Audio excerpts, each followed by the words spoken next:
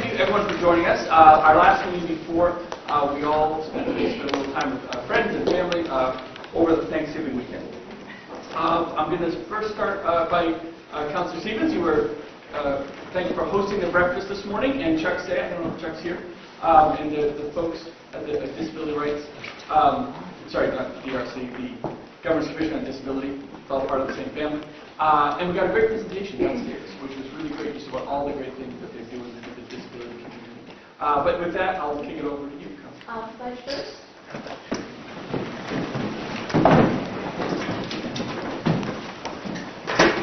Pledge allegiance to the flag of the United States of America and to the republic for which it stands, one nation, under God, indivisible, with liberty and justice for all.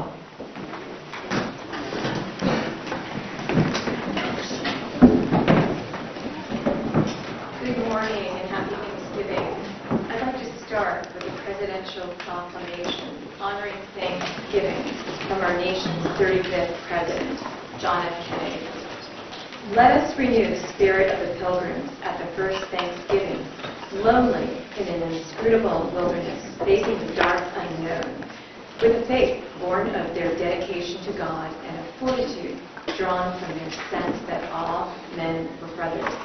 Let us renew that spirit by offering our thanks for unconvented mercies beyond our desert or merit, and by resolving to meet the responsibilities placed upon us. Let us renew that spirit by sharing the abundance of this day with those less fortunate in our own land and abroad. Let us renew that spirit by seeking always to establish larger communities of brotherhood. Let us renew that spirit by preparing our souls for the incertitude ahead, by being always ready to confront crisis with steadfastness and achievement with grace and modesty. Let us renew that spirit by concerting our energy and our hope with men and women everywhere, that the world may move more rapidly toward that time when Thanksgiving may be a day of universal celebration. Let us renew that spirit by expressing our acceptance of the limitations of human striving and by affirming our duty to strive nonetheless as Providence may direct us towards a better world for all mankind.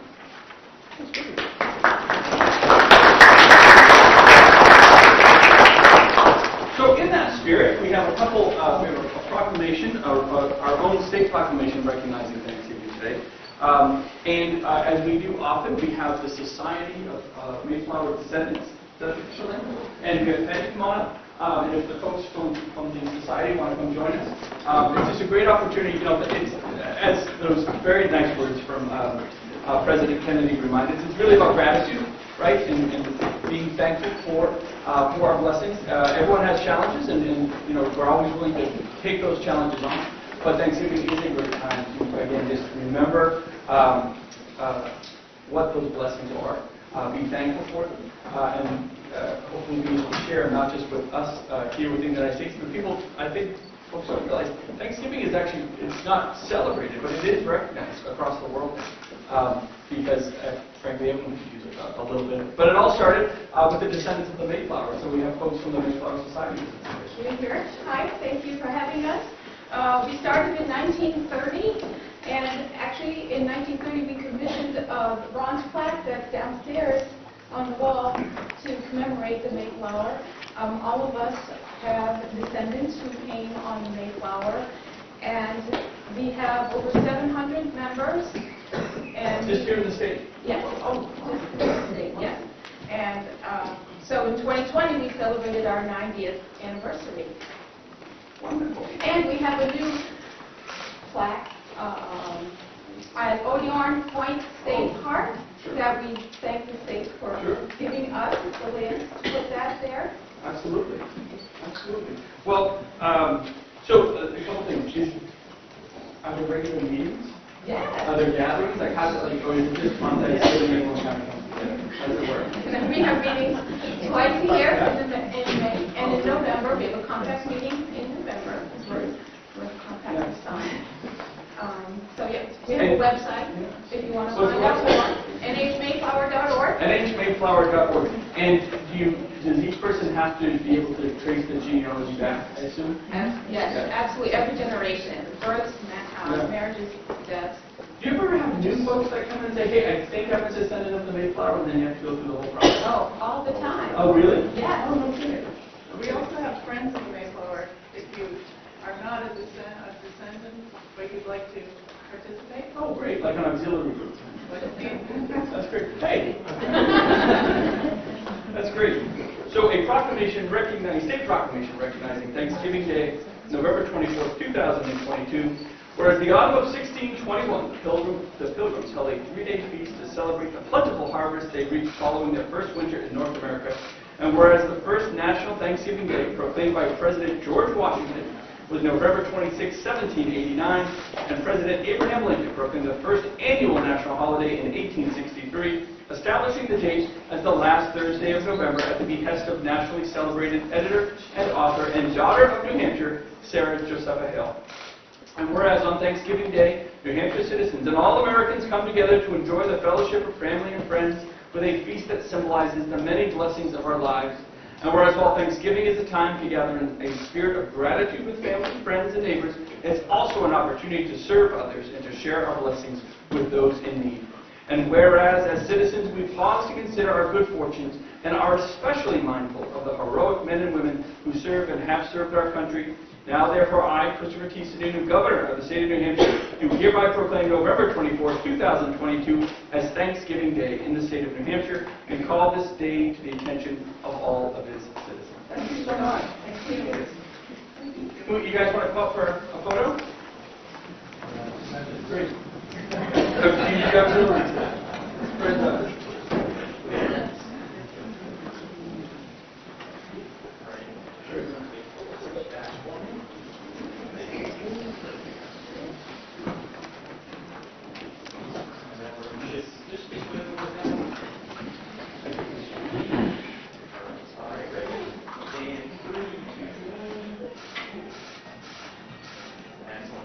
Thank you guys so much.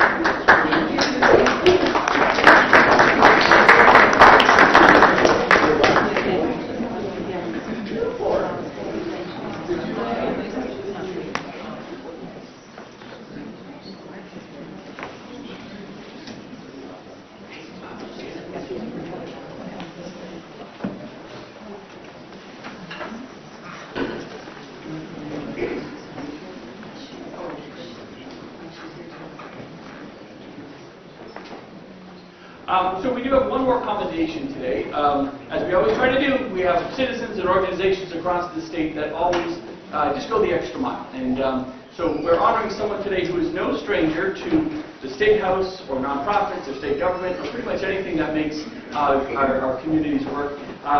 Recognizing Ms. Donnelly Lozo, the former mayor of Nashua. Donnelly, come on up.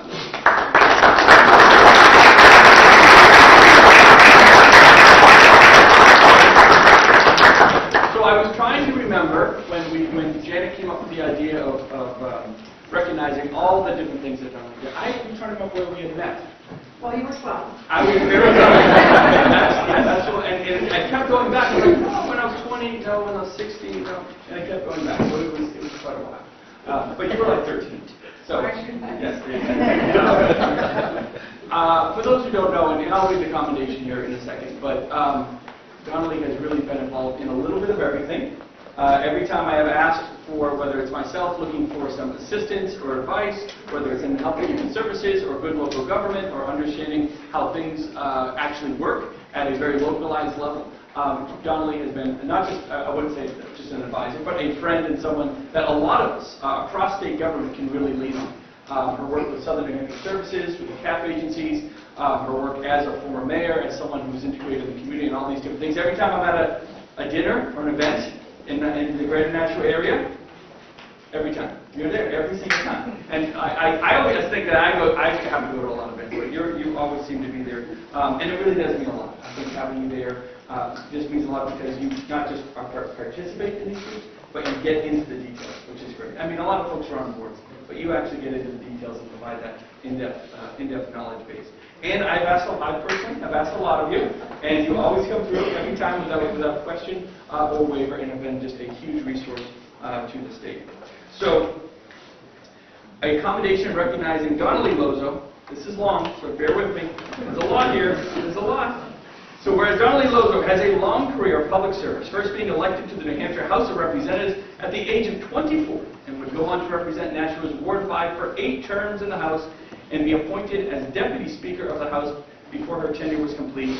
And whereas Donnelly also served as the 55th Mayor of the City of Nashua for 2 terms, from 2007 to 2015, during which time she spearheaded efforts in education, public safety, and keeping property taxes low for the city's residents. And whereas she currently serves as the Chief Executive Officer for Southern New Hampshire Services, one of the state's 5 community action agencies serving Hillsborough and Rockingham counties, Donnelly has led Southern New Hampshire Services for the past 15 years. Is that right? 15 years? I didn't know that. Wow. Past 15 years with her independent leadership style and goal to bring people together to ensure that government is responsive and efficient in meeting the needs of hard-working taxpayers. And whereas Donnelly's leadership during the COVID pandemic has been instrumental in helping the state of New Hampshire deliver much-needed services and supports for housing and utility assistance in collaboration with the Governor's Office for Economic Relief and Recovery, the New Hampshire Housing Finance Authority, on top of the already demanding work performed by the CAAs to disperse a wide range of benefits to our citizens in need. And whereas Donnelly Lozo has been a tireless advocate for all Granite Staters, and I'm happy to join with the members of the Executive Council in highlighting her many accomplishments and thanking her for all that she does to support the citizens of our great state. Now, therefore, I, Christopher T. Sununu, Governor of the state of New Hampshire, do hereby commend Donnelly Lozo for her commitment and dedication to the Granite State, and wish her continued success in the future. Thank you so much.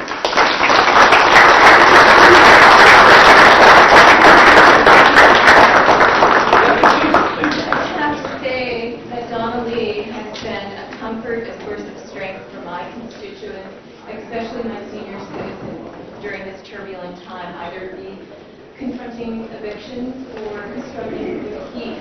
She always has an answer. She always speaks up the phone, and I'm grateful for everything you do. Thank you. Thank you. Appreciate that. Yeah, let's get it going.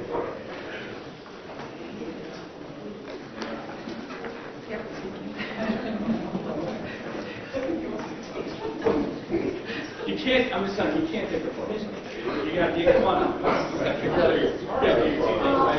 Shuffle this way just a little bit and then take 1 step back. There we go. All right, ready right here for me? And 3, 2, 1. Perfect. And then you want to grab one?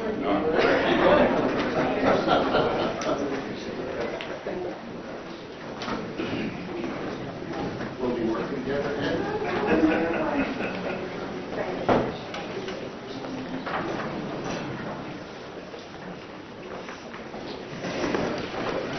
Okay, moving forward, I'll call this meeting of the Governor and Executive Council to order.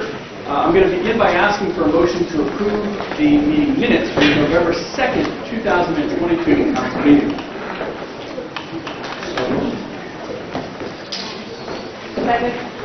The motion and the second. Any discussion on the meeting minutes? Anything to change as part of the meeting minutes? No? Okay, all in favor of the meeting minutes as proposed, please signify by saying aye. Any opposed?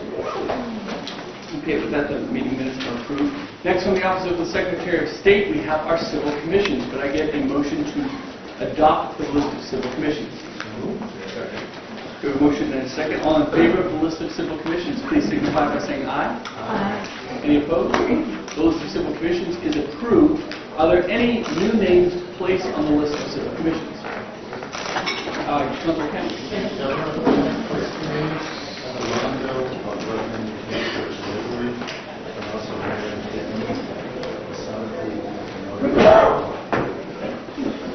Any additional names to place on the list?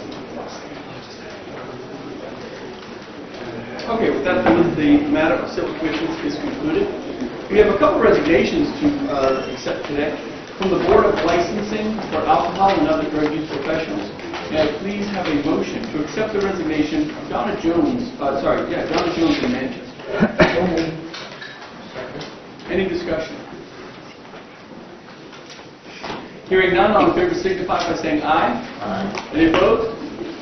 Don's resignation is accepted. From the Independent Investment Committee, could I get a motion to accept the resignation of Scott Hammond of Canaan? So moved. Any discussion? Hearing none, all in favor signify by saying aye. Aye. Any opposed? And Scott's resignation is also accepted. That concludes our resignations. We do have confirmations to accept today as well. Could I begin by please having a motion to confirm Nicole Lovett of Nottingham to the Advisory Council on Workers' Compensation? So moved. Second. Any discussion? Hearing none, all in favor signify by saying aye. Aye. Any opposed? Nicole's confirmed. Can I please have a motion to confirm Candace Viseris of Manchester to the Advisory Council on Workers' Compensation? So moved. Second? Any discussion? Hearing none, all in favor signify by saying aye. Any opposed? Candace is confirmed. Could I have a motion to confirm Melissa Underhill of Franklin to the Board of Nursing? So moved. Second? Any discussion?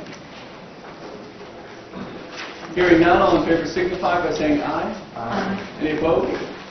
Melissa is confirmed. Could I have a motion to confirm Mark Moran of Bow to the Board of Professional Engineers?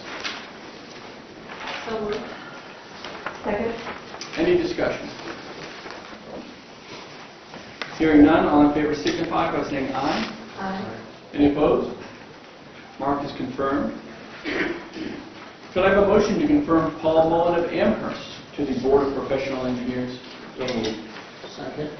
Any discussion? Hearing none, all in favor signify by saying aye. Aye. Any opposed? All is confirmed. Could I have a motion to confirm Sean Jasper of Hudson as the Commissioner of the Department of Agriculture, Markets and Food? I'm going to make a motion to open the table. Okay, we have a table. Is there a second? Second. So we have a motion and a second to table. All in favor of tabling, please signify by saying aye. Aye. Any opposed? The nomination is tabled. Could I have a motion to confirm Kimberly Eckenrode of Nashua to the Community College System of New Hampshire Board of Trustees? So moved. Second? Any discussion? Hearing none, all in favor signify by saying aye. Aye. Any opposed? Kimberly is confirmed.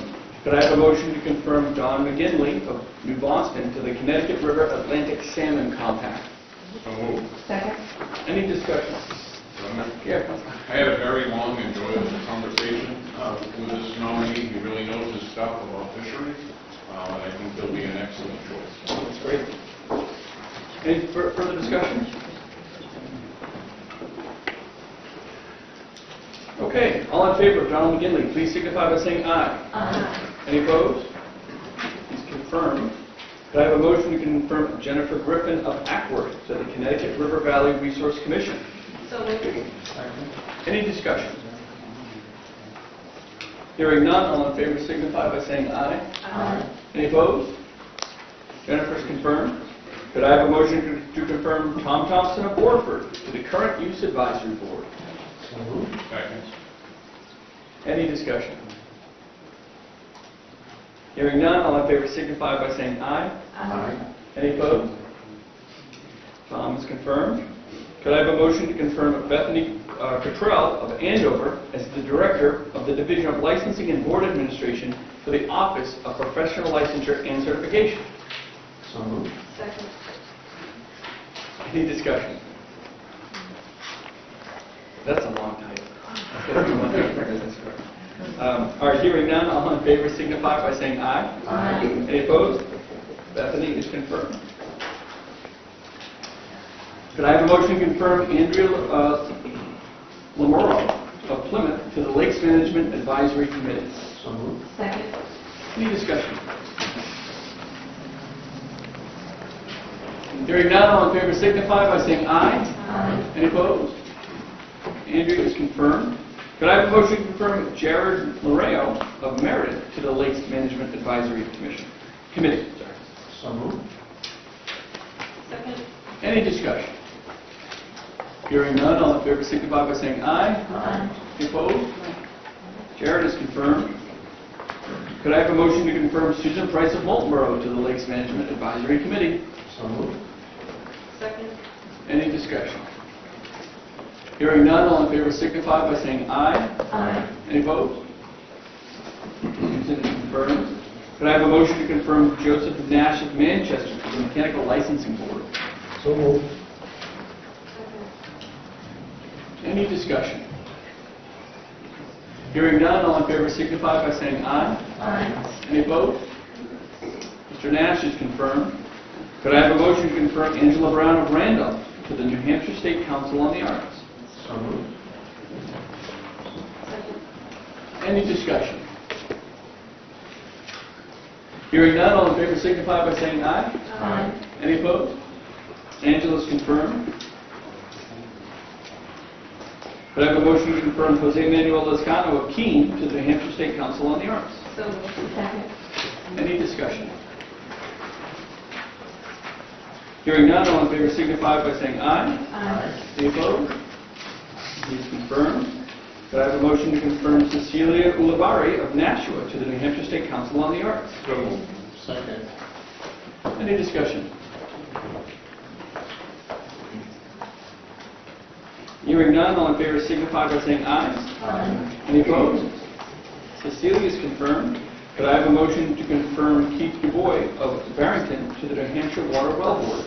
So moved. Second. Any discussion? Hearing none, all in favor signify by saying aye. Aye. Any opposed? Keith is confirmed. Could I have a motion to confirm George Dykstra of Chichester to the new Motor Vehicle Arbitration Board? So moved. Second. Any discussion? Hearing none, all in favor signify by saying aye. Aye. Any opposed? Mr. Dykstra is confirmed. And could I have a motion to confirm Donald Ware of Merrimack to the Rivers Management Advisory Committee? So moved. Second. Any discussion? Hearing none, all in favor signify by saying aye. Aye. Any opposed? And Donald is confirmed. That concludes the confirmations for that section, I should say. We have a few nominations I want to read in to the record. Excuse me. To the Air Resources Council, I nominate Robert Duvall of Manchester. As the Assistant Commissioner for the Department of Environmental Services, I nominate Mark Sanborn of Laconia. As the Assistant Director of Homeland Security and Emergency Management for the Department of Safety, I nominate Brian Fernandez of Ware. To the Board of Licensed Dietitians, I nominate Abby Savard of Hooksett. To the Board of Nursing, I nominate Melissa Tubbs of Hooksett. As the Director of the Division of Field Services for the Department of Corrections, I nominate Jeffrey White of Concord. As the Director of the Division of Personnel for the Department of Administrative Services, I nominate Lori Rudis of Merrimack. As the Director of Finance for the Department of Transportation, I nominate Danielle Chandonnet of Manchester. As the Director of Policy and Administration for the Department of Transportation, I nominate Alexis Martin of Hooksett.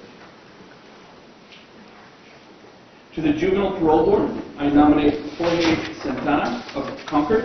To the New England Interstate Water Pollution Control Commission for the Department of Environmental Services, I nominate Marco Philippon of Concord. To the Volunteer New Hampshire Board of Directors, I nominate Stephanie Lesbrance of Henniker and Guy Eaton of Dover. To the Waste Management Council, I nominate Philip Devanza of Goffstown. And this final nomination is a little different. I'm first going to ask for a nomination followed by a confirmation from the council. So I will first nominate as the acting commissioner for the Department of Health and Human Services. I nominate Lori Weaver of Concord. And then I'm going to follow that with to ask the council for a motion to confirm Lori Weaver of Concord as the acting commissioner for the Department of Health and Human Services. I move the nomination. Yep, we have a motion. Is there a second? Second. A second. Any discussion? Sure. Just from the, Yep. from the public standpoint, Sure. so we are confirming the acting commissioner of the Department of Human Services essence, this person would be carrying out Gloria Chauvinette's term that she's currently in. It may fill the term. The term is completed in January of '24. So, I'm sorry? February 1st of '24. So there's over 14 months left on the term. If there's a more permanent solution, whether it's Lori or somebody else, I would bring that confirmation back in the interim. But it's whatever is earlier, a permanent confirmation or a permanent commission, or of that term. Thank you. Yeah. So if no one is found for the job, then she could stay in holdover status for 2-3 years beyond that? Well, if for some reason we didn't come forward with a long-term commission, a non-acting commissioner, a full commissioner nomination, she would fulfill until February 1st of '24, at which time this council, either I would renominate her as commissioner, or this council could then choose to confirm or not confirm at that time. But one way or another, this position has to come up by February 1st of '24. I don't anticipate waiting that long. To be honest, the search committee with John Lee Lozo was a huge part of it, by the way. She was terrific. I think did a very good job. We covered a narrow list of candidates. We're working through it, given everything from just timing. It's just taken a lot longer. From the election to other things, it's just taken a lot longer to go through some of these candidates and find that full-time solution. Councilor. First, I would like to congratulate Ms. Weaver on the nomination. I think she's a wonderful public servant, and I applaud you nominating her. I do, however, have a concern that we are placing someone into a role of leading the most significant agencies of our state without any opportunity for the public to give input even 2 weeks before the confirmation that we normally have. And I think that we should either allow for the 2 weeks to pass so we can hear public comment, or schedule a public hearing on the matter. But I have no reservations, I want to say, Governor, about the nomination. I think it's an excellent nomination, but I do think that the public has a part in this process. Sure. So we have done this before, like we did it with Karen Rounds. Similarly, when Jeff Myers left, we needed an acting commissioner to step up, given that it is, to your point, it is a major role. The team is phenomenal over there. Lori's quite phenomenal herself. Both Loris are, by the way. You're great too, Lori.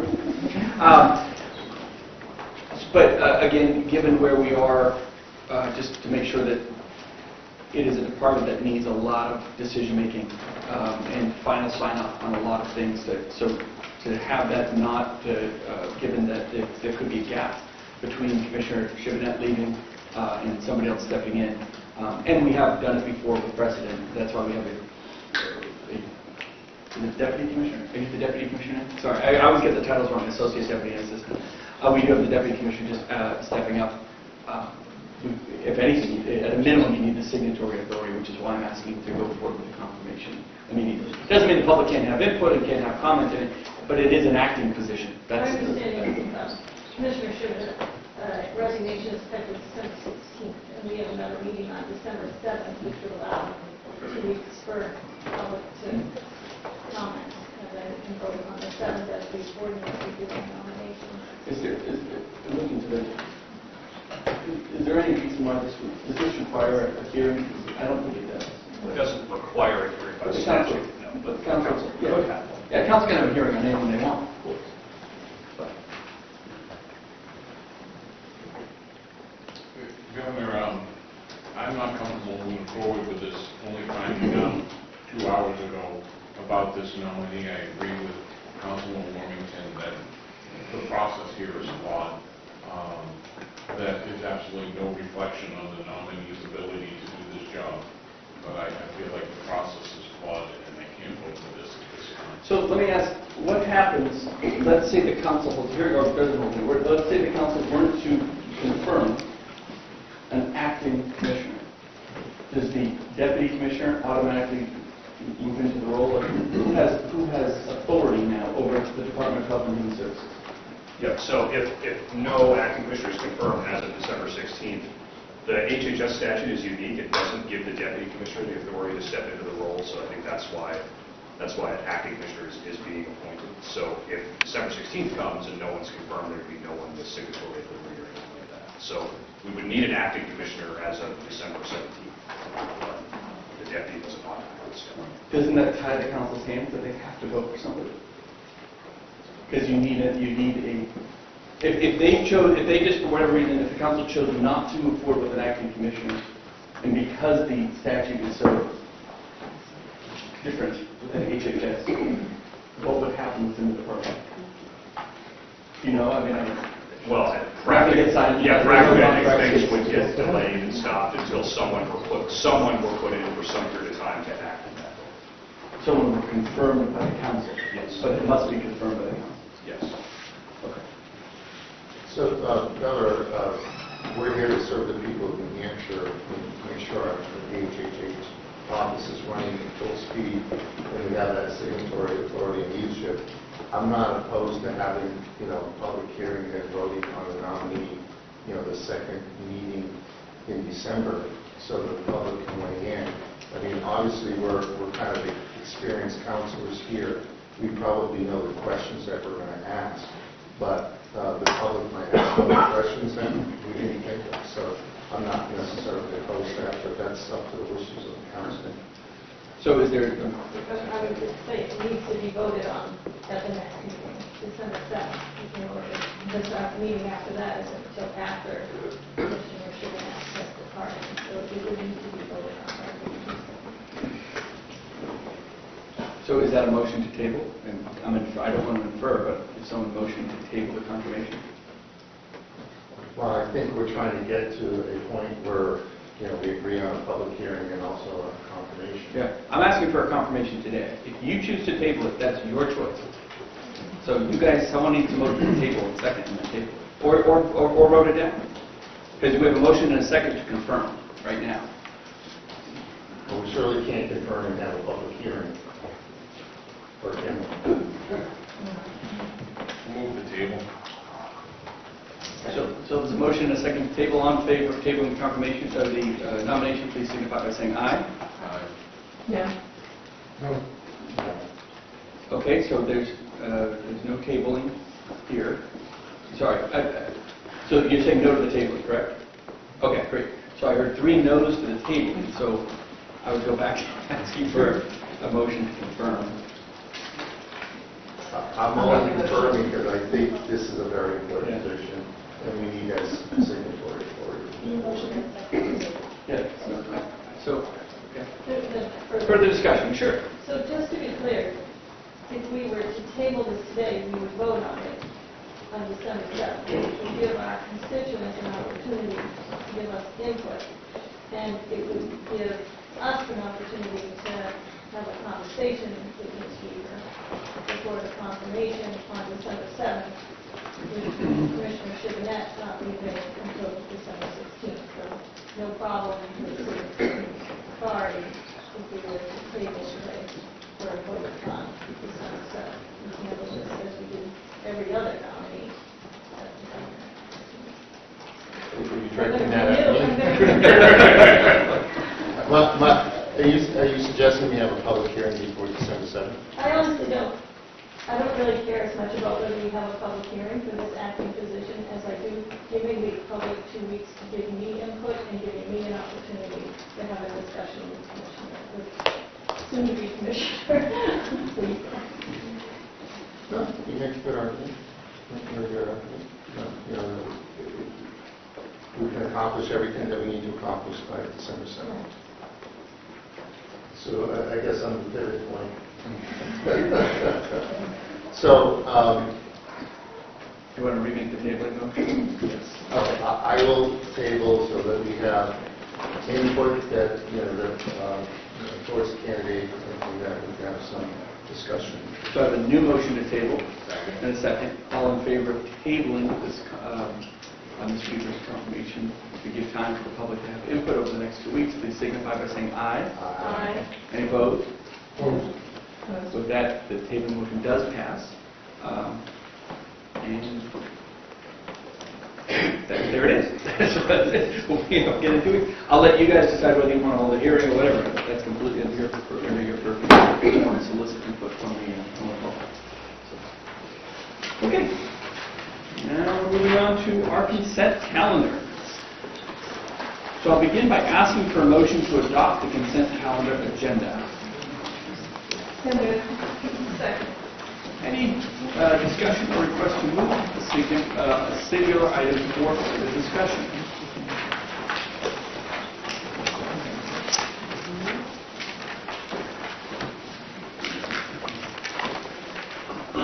Okay, hearing none, all in favor of the consent calendar agenda as presented, please signify by saying aye.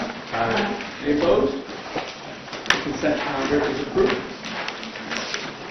Moving on to our regular agenda, I'll begin by asking for a motion to adopt agenda items 6 through 8 from the Department of Health and Human Services from the Office of the Commissioner. Any discussion on items 6 through 8?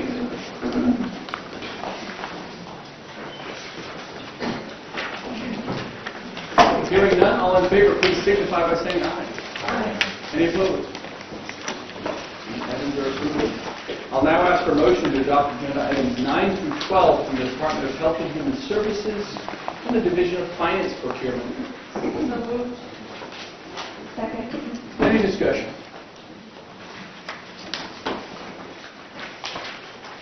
Hearing none, all in favor signify by saying aye.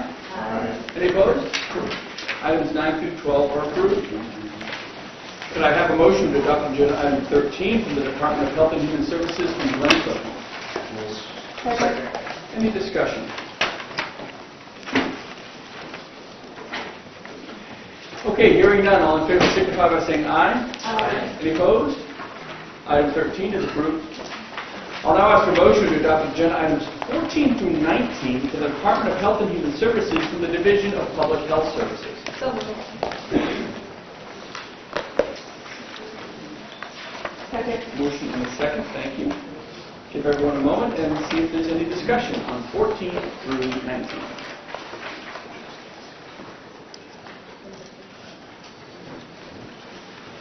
Okay, hearing none, all in favor signify by saying aye. Aye. Any opposed? Those items are approved.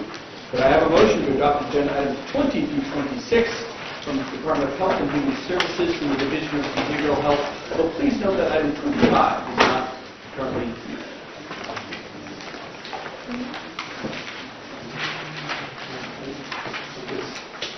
Councilor Kenny does have a question on item 21. Is that right?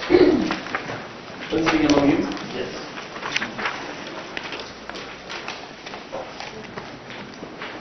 Good morning. Morning, how are you? How did you like that last discussion? I would like to better We'll get it. 2 weeks. It's more. So we have... What are yours? We need to know a lot. So my question is on this intercept mapping sim pilot. Can you explain why we're involved in this? So, good morning. I'm Patsy Fox, Director of the Division for Behavioral Health. And in this particular instance, so there is an effort going on led by our Chief Justice, McDonald, to really have the participants more involved in discussing the needs of individuals who have a severe mental illness or substance use issues. And through that, we have been working with the court system to look at where the gaps are and really focused on that justice-involved population that we serve. And so we have this opportunity to have the counties at the county level with county government, with a jail superintendent, to really track how people flow through the system.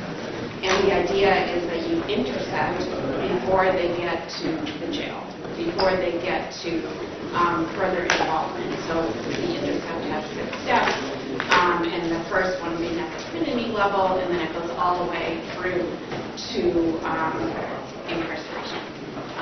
So you go through and you map with a community.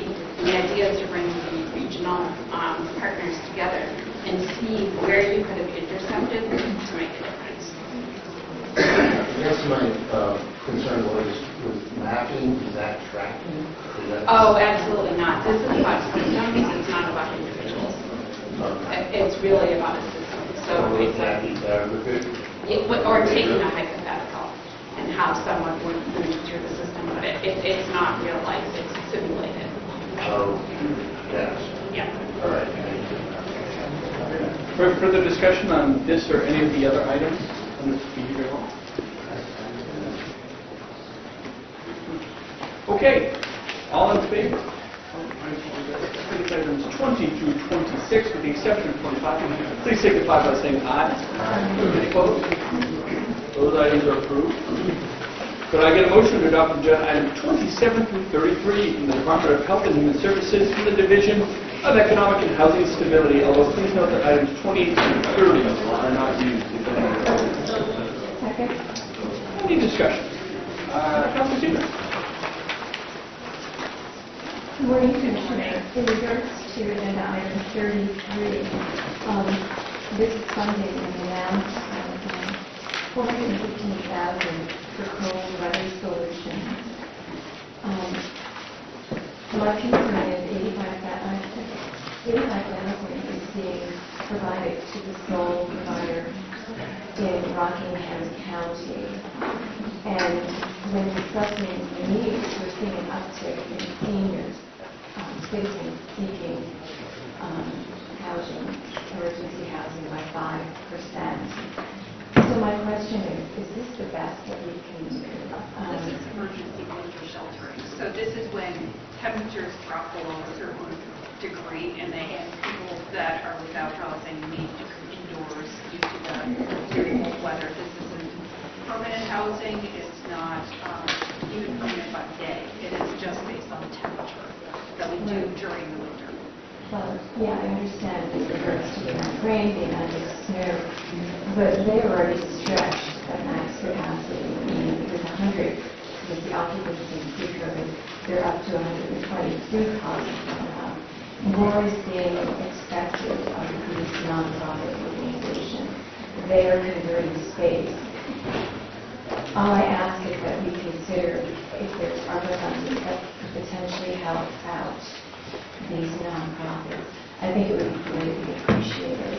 And again, I fully realize these are for certain circumstances, but I would say evictions going from 35 per week to 50 per week.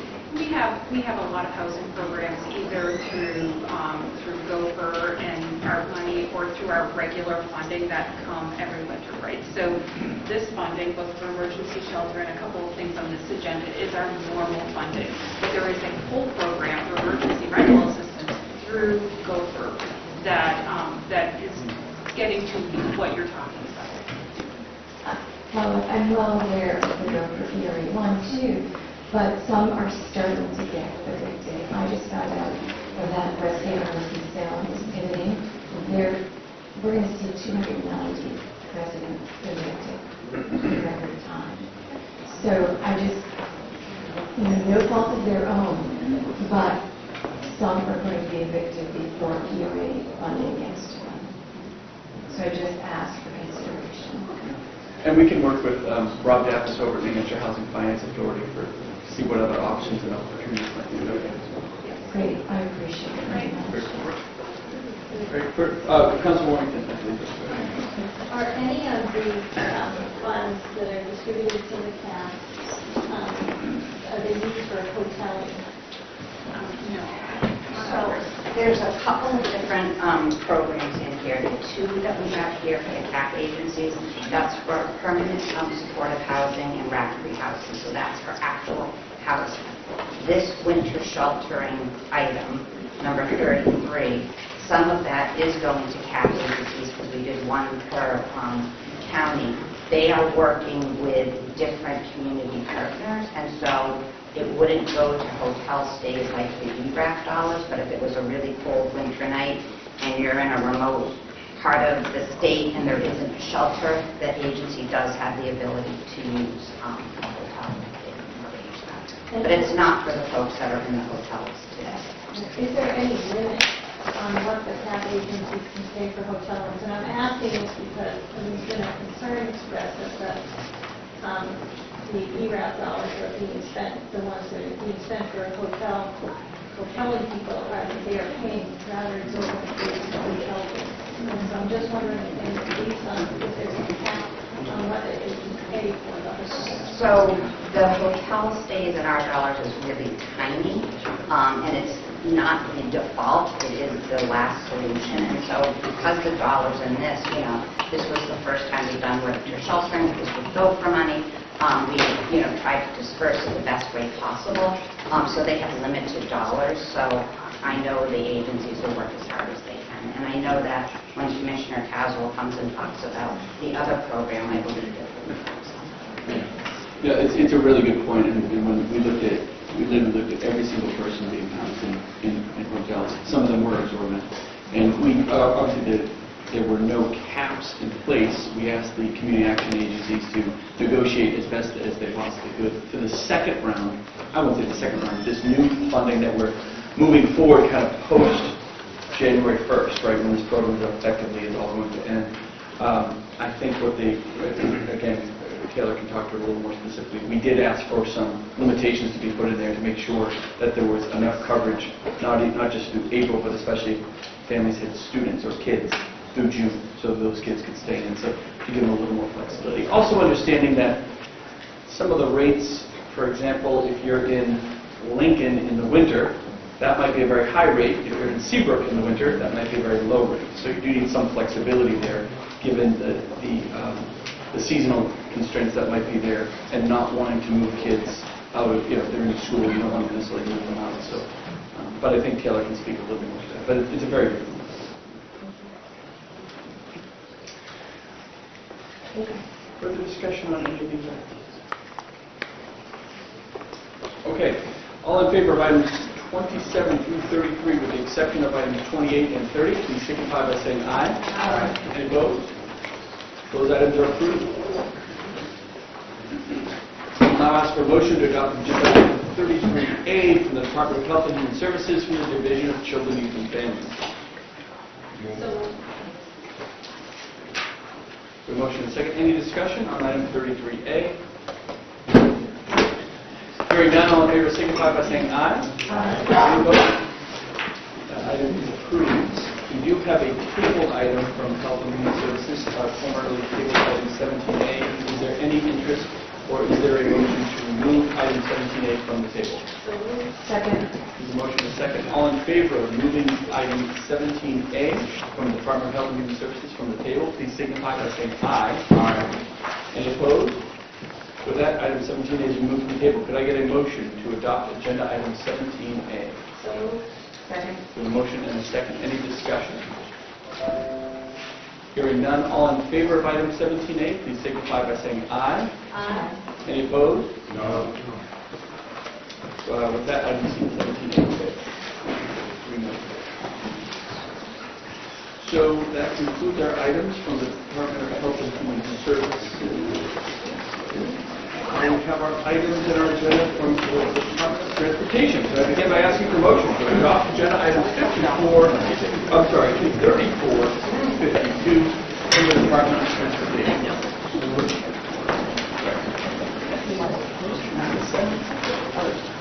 Any discussion? Do we have discussion?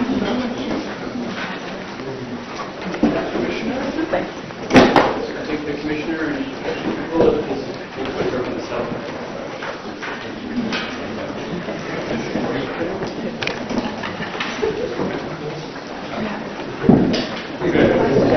Yeah, sorry, come on up.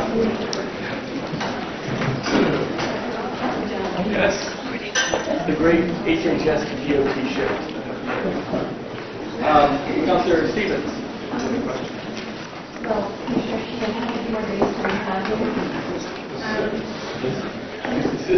Tomorrow is probably my last day officially on the job because it's the day before the holiday. Although technically, I'm not off the clock until 12:01 a.m. Very good. Not that I'm fast. Thank you for your response to my inquiry on agenda item 52. And I think it's worth discussing. There was a disproportionate amount of responsibility in the state of New Hampshire, 69%, to Vermont, 31%.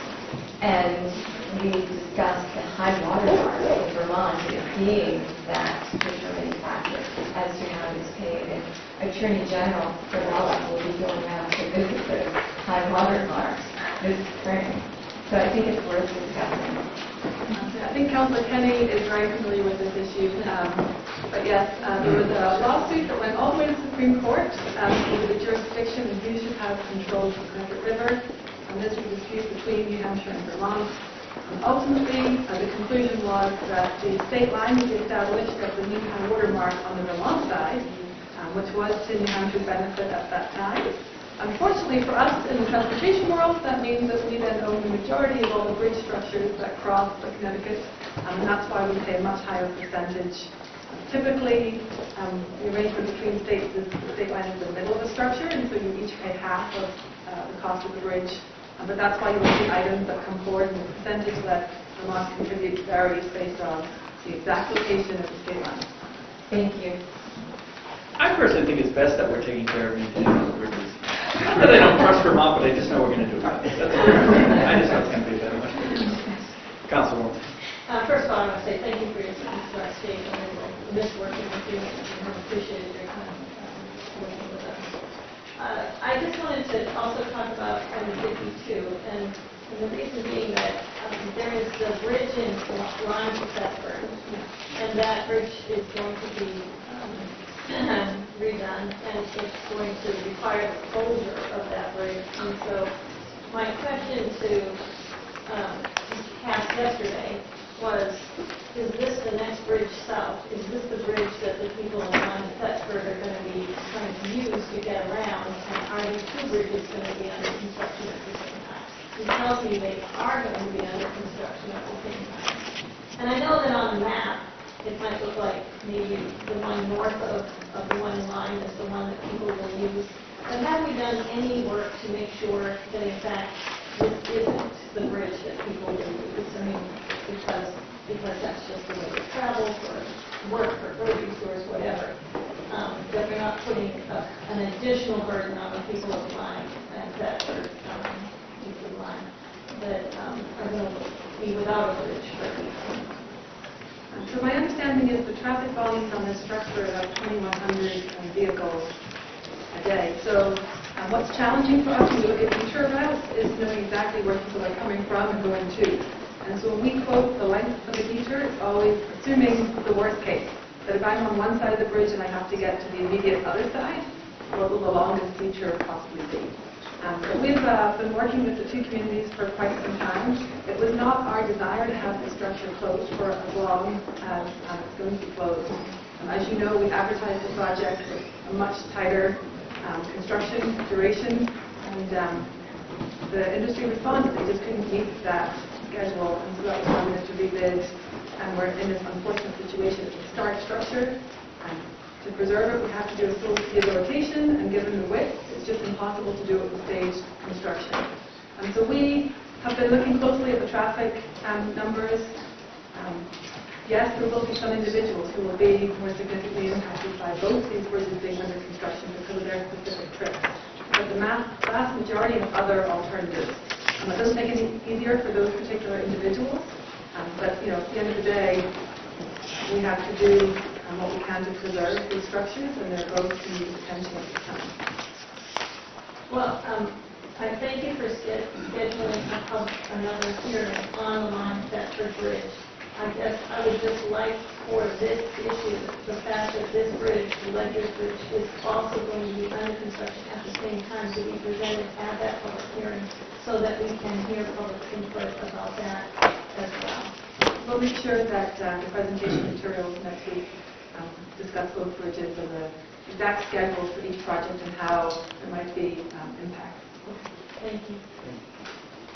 Further discussion? Leonard Bridge, is that, what's the construction timeline? Is it going to be better rehabilitation of how we treat it. Yes, so in that particular,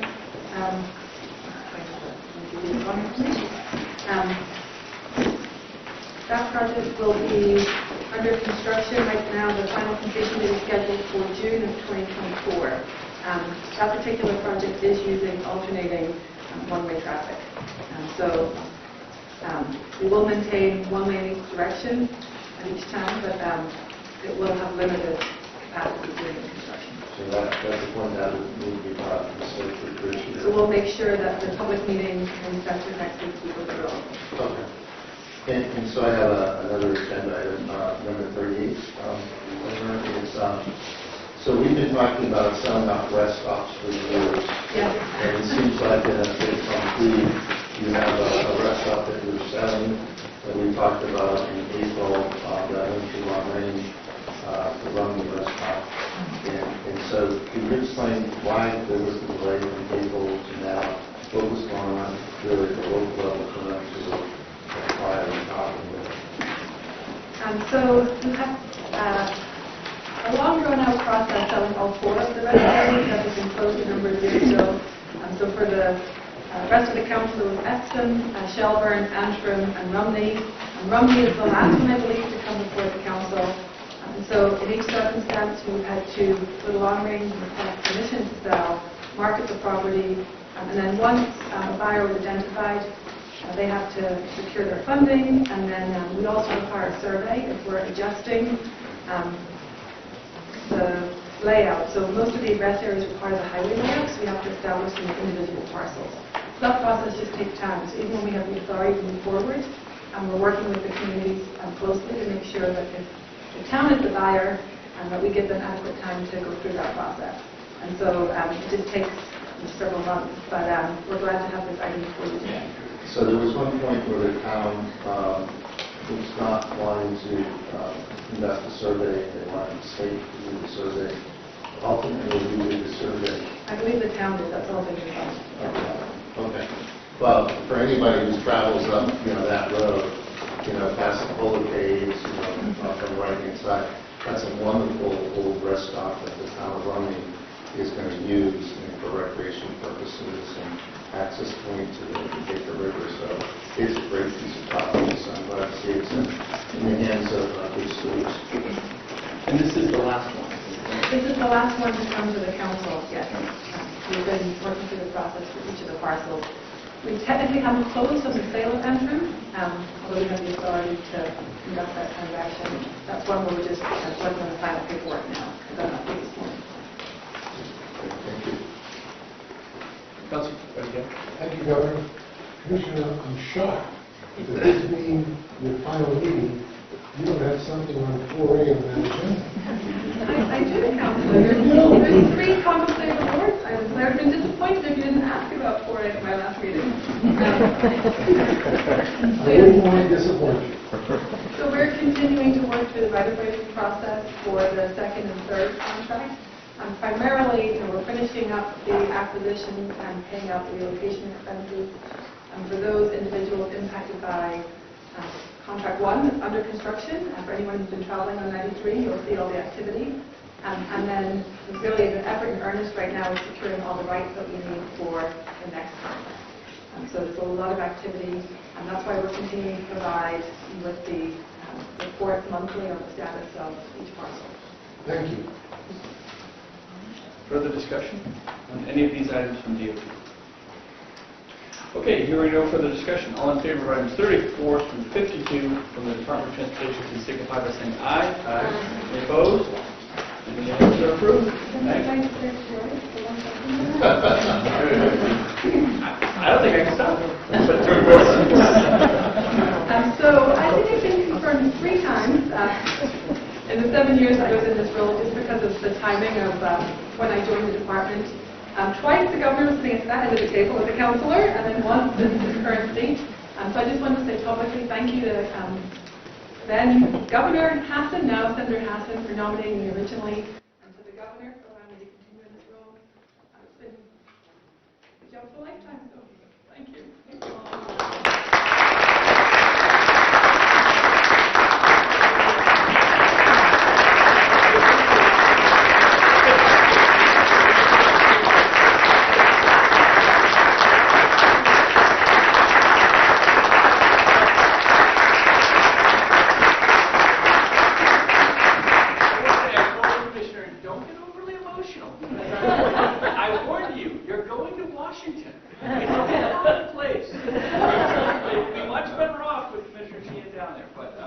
be great, and New Hampshire is going to be very well served. This, for those of you who don't know, the new position is just an awesome opportunity. It's a really awesome opportunity, and not just for the commission, but for the state as well, because it is so influential on a national level. And so it's good to know that we'll have good advocates down in D.C. for us, really making sure that. Congratulations. And I do want to thank the council. Because of the relationship that we have with the 10-year plan, I've traveled the entire state with you all. I've had breakfast, lunch, and dinner on some occasions with councillors, visited constituents, so I know how hard you work. Thank you for your service, everything you do, not just as councillors. We're doing the nominations and the contracts, but the work on the 10-year plan is significant, and you roll up your sleeves and do whatever it takes. And you ask tough questions. You're not an easy group to work for, but that's what your constituents expect. You were elected to do this job, so I never minded those questions, as uncomfortable as it might have been on occasion. So thank you for your service. Great. Thank you.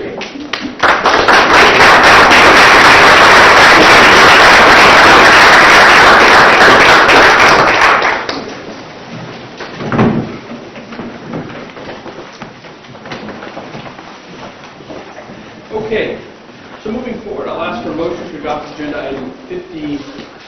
I'm not sure I have this right. Agenda item 53 from the Office of the Governor. So moved. There's a motion and a second. Thank you. Any discussion? I think Councilor Stevens. And I think I'm going to have Commissioner Adelwood come up and talk to you as well. And Commissioner Flynn. Yep. Sure. Just back on. No. Yeah, come on. Director of Homeland Security. Oh, yeah, sure. Yeah. So Frank Adelwood, Commissioner of Education.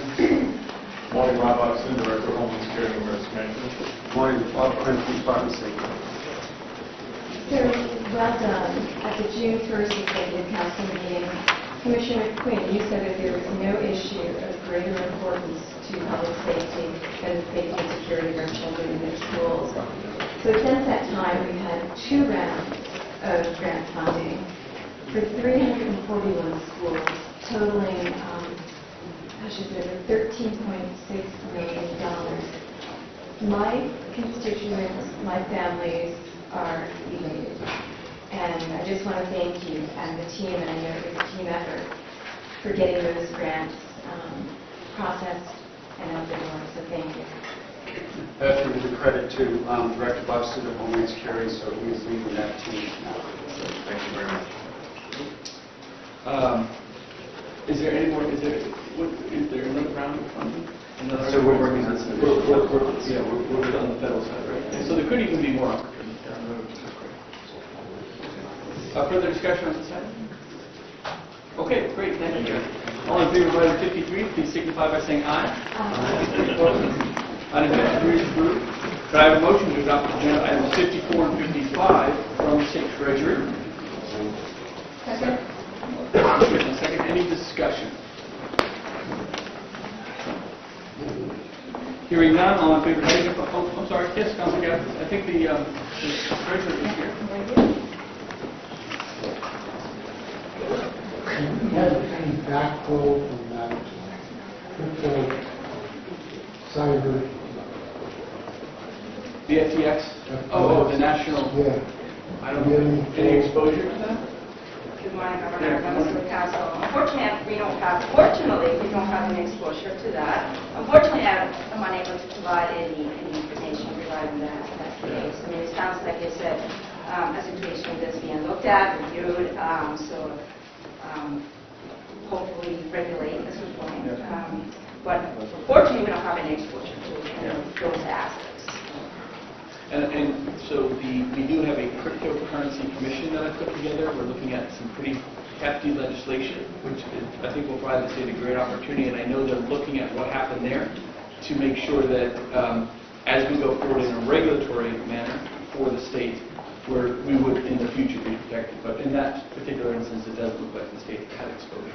Thank you. Any other questions for the Treasurer? Okay. Thank you. Thank you very much. So all in favor of items 54 and 55, please signify by saying aye. Aye. Any opposed? Those items are approved. Could I get a motion to adopt agenda item 56 from the Department of Revenue Administration?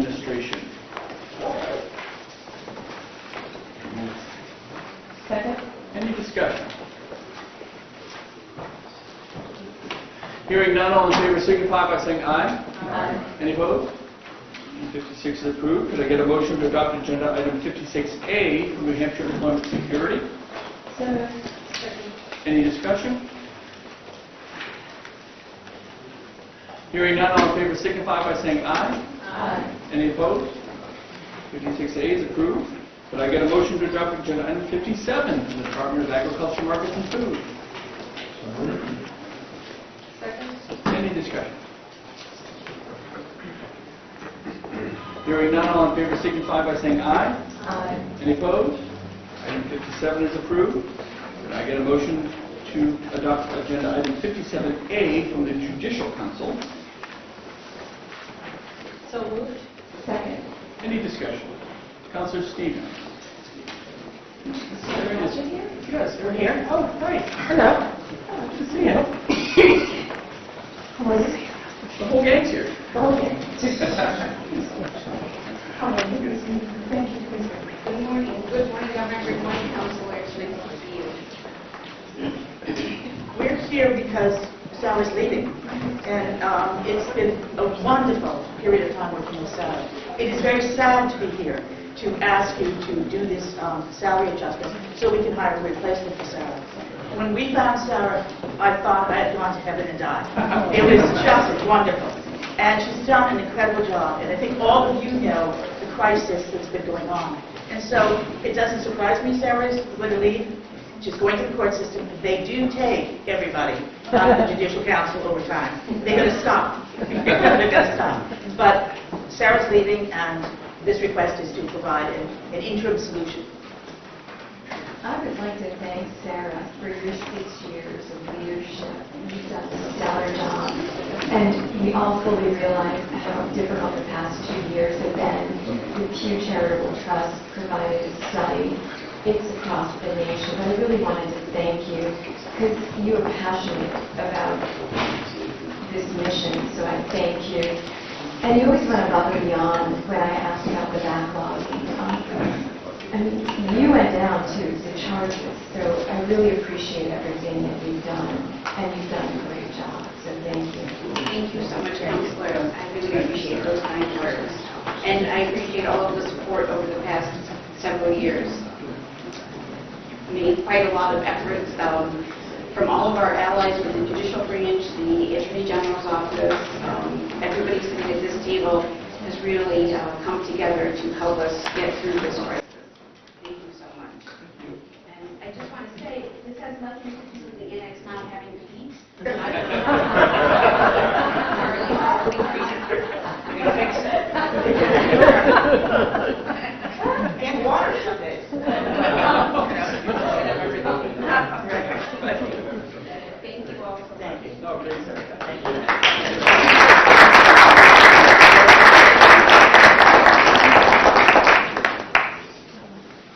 Okay, all in favor of item 57A, please signify by saying aye. Aye. Any opposed?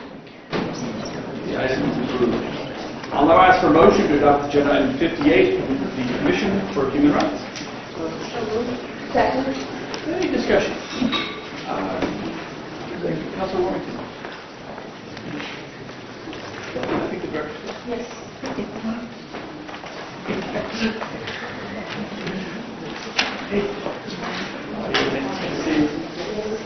I'm Ralph Shaw, Human Rights Commission Director.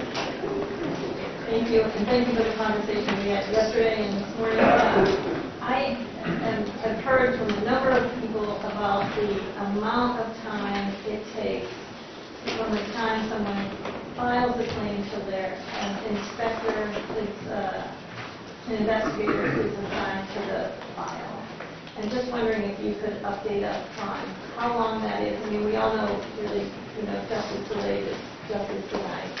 And that really could be very true under these circumstances in particular. And I'm just wondering if you can update us on how long the delay's been, how long is it now, and how this item might help you to remedy that. Yes, thank you very much for the question. Good morning, everyone. And so let me go to the beginning, and I'll try to go through as expeditiously as possible. The Commission has a statutory scheme that allows us 2 years once a charge is filed to completion. I've been at the helm of the agency for about 4 years now, and during that time, part of what's happened is there's been quite a bit of staff turnover, so that's a separate issue on this side over here. Another part of it is, when I started, we had 4 investigators, and that's to cover the entire state. In 2020, we were allowed to hire 2.5 more people, and looking at what we needed to do, it's not just about the actual investigation, but there's foundational work and support work that needs to take place so that you have everything that is in proper order so things flow through. So with that in mind, looking at making some part-time positions full-time to support everything that needs to take place in the office. Now, once a person files a charge, from actually filing the charge to notifying the parties, no big deal. It moves pretty swiftly. And all of those things move at the speed of the person filing the charge. Once the charge has been assigned to an investigator, I mean, obviously some cases are more complex than others. So attorneys, which you don't have to have one to file a charge at the commission, but respondents are usually represented by attorneys. And sometimes complainants are as well, and so they may file multiple amendments.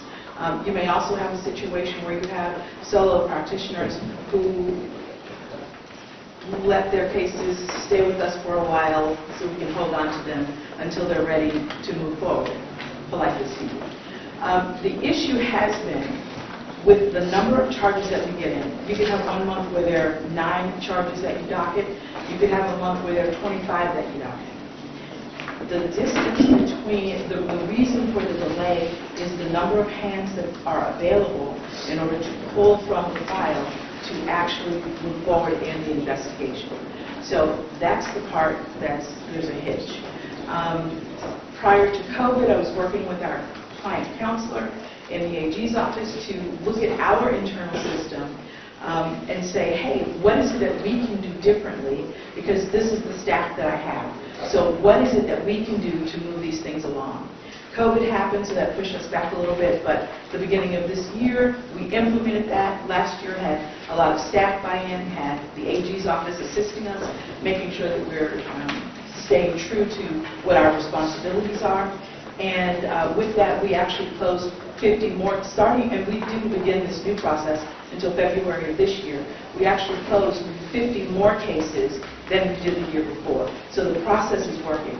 We're going back to the drawing board and looking at other areas that we can create efficiencies to move those things along. But ultimately, where we need help is more help, more hands. What would be ideal, the goal for the amount of time between the time of filing and the time an investigator is coming to the file? So I'm going to take a huge step for mankind on this one. In a perfect world, what I would like to do is 6 months. But I need more hands in order to do that. We recognize what the statute says for us.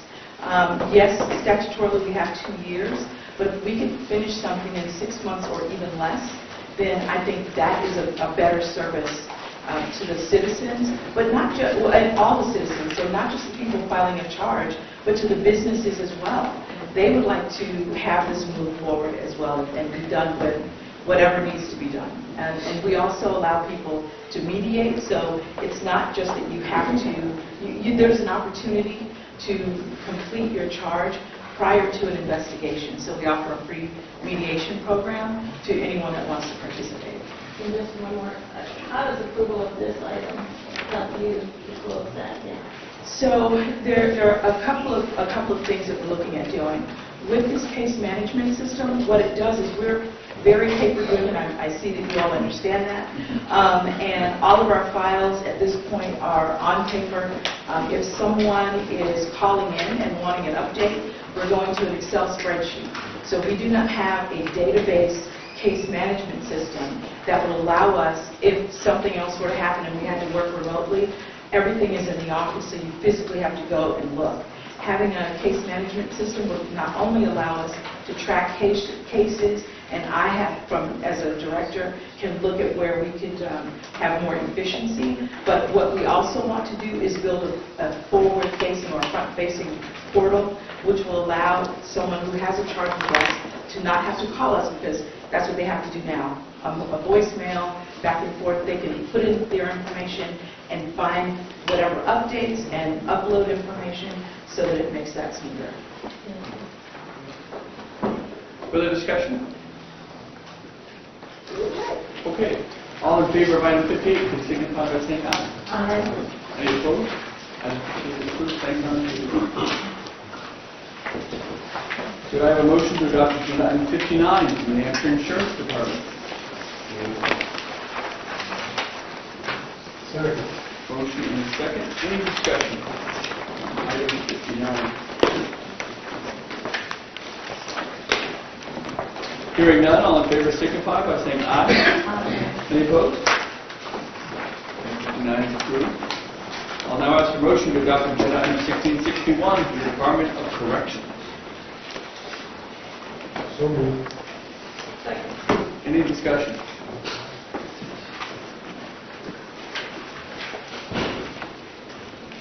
Hearing none, all in favor signify by saying aye. Aye. Any opposed? Item 1661 are approved. I'll now ask for motion to adopt agenda items 62 through 70 from the Department of Energy. So moved. Any discussion? Council Gatsby. Just a general question.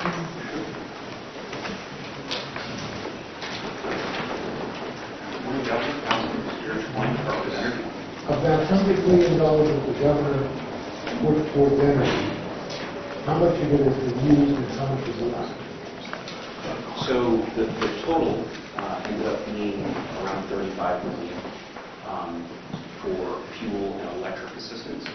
And I will be able to have numbers for you probably at the second December meeting. We just got our software in line, and we've been taking applications for those programs since it was authorized by the council in October. So I don't have a number for you right now, but I will by that December 21st. I proposed 100, but the legislature didn't go for it. They went for a much smaller. Do you have the ability to use more money, Governor? Do I have the ability? I would love the ability to move more money. People are hurting. Yeah, no, I would love it, but unfortunately we're bound by what the legislature approved. So this is what's good about having my business office manager with me. I guess we do have some numbers. So 2.4 million on the fuel side and 985,000 on the electric side.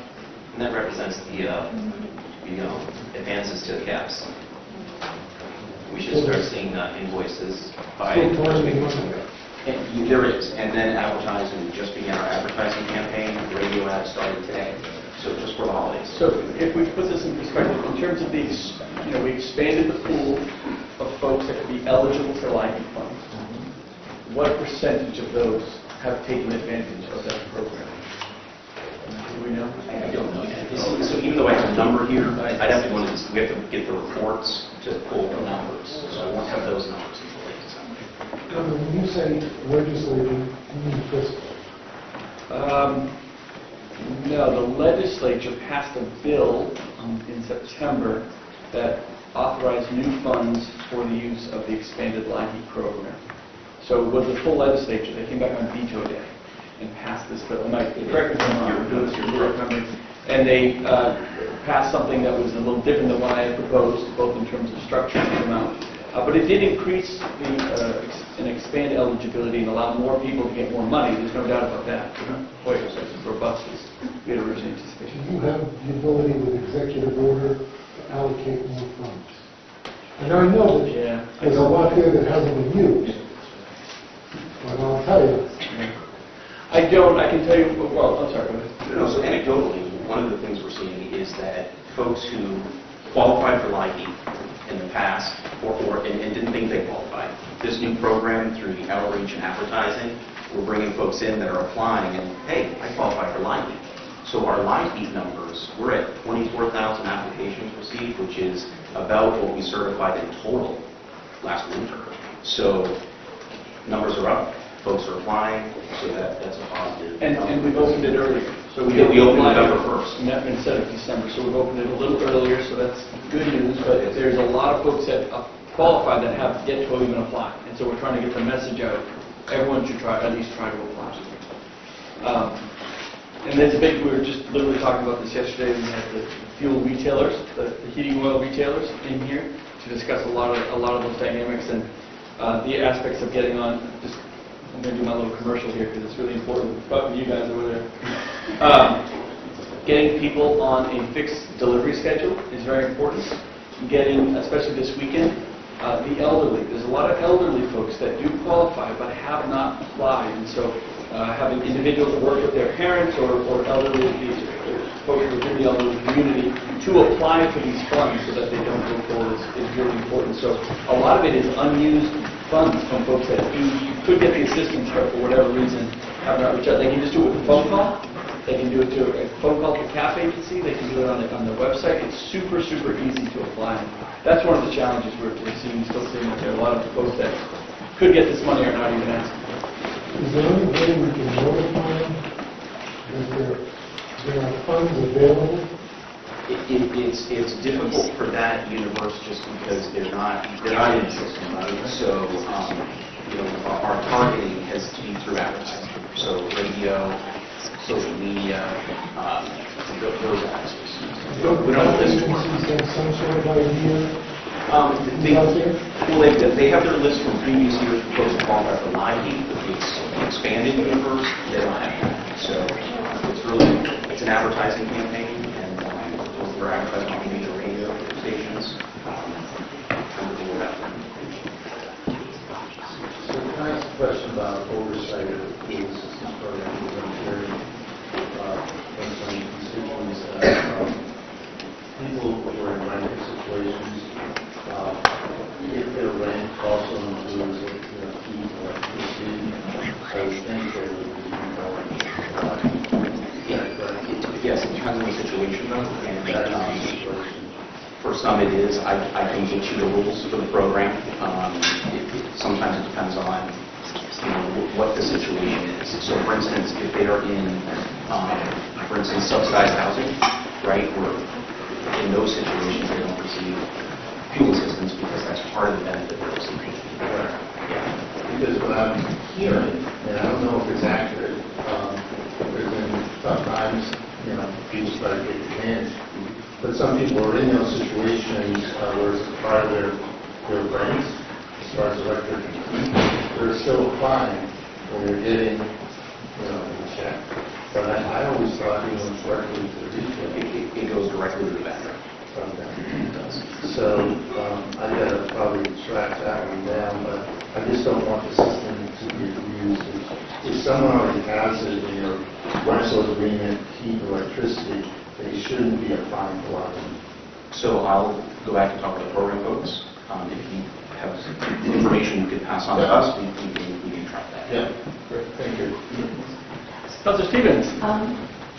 I'm 62. So this is the bipartisan infrastructure law federalized assistance fund. So we're getting $18 million over the span of 5 years. How are we going to roll this out?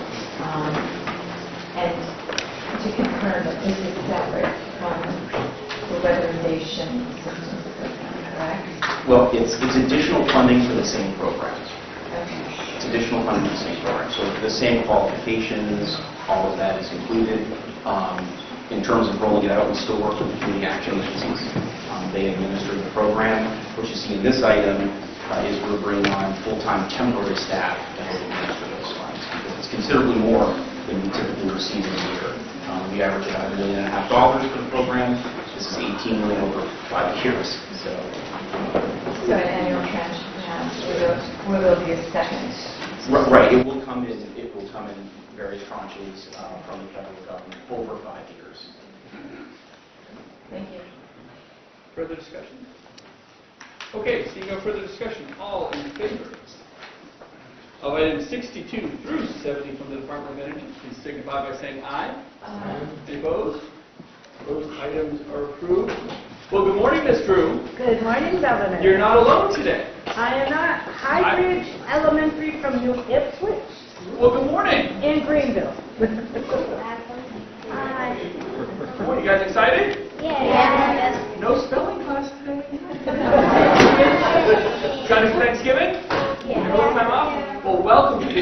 council. Now, you guys are from New Ipswich. Who is our executive councilor? We have 5 executive councilors. Who is our executive councilor from New Ipswich? You know? I'm not 100% sure myself. Any guesses? Councilor Wheeler. Councilor Wheeler. It is Councilor Wheeler, right? Yeah, I'm just making sure. Councilor Wheeler. Welcome to the State House, kids. Are you having a good time? Yeah. You know what we do around this table? We spend your money.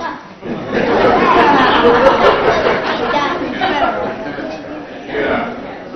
Well, they might have to give their allowance into the pot. I don't know. But, yeah, so hopefully we do a good job at that, taking care of the needs of the people in New Hampshire here. And that's what we're talking about today, is to figure that out and find out the best way how to help people. And we were just talking about how to help those people who need a little extra help filling their oil tanks so that they can stay warm this winter.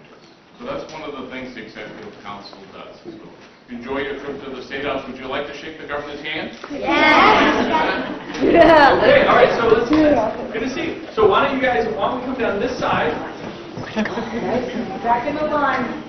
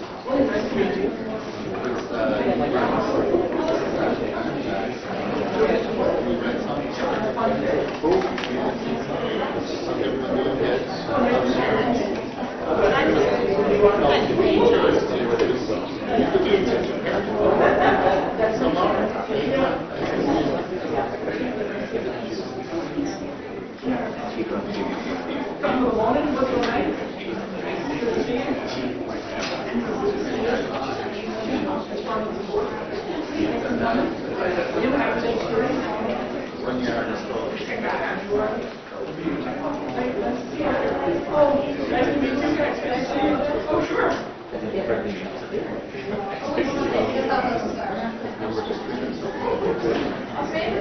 Oh, sure. Okay.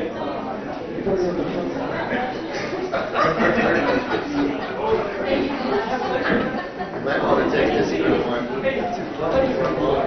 Oh, yeah, that's fine. Hi.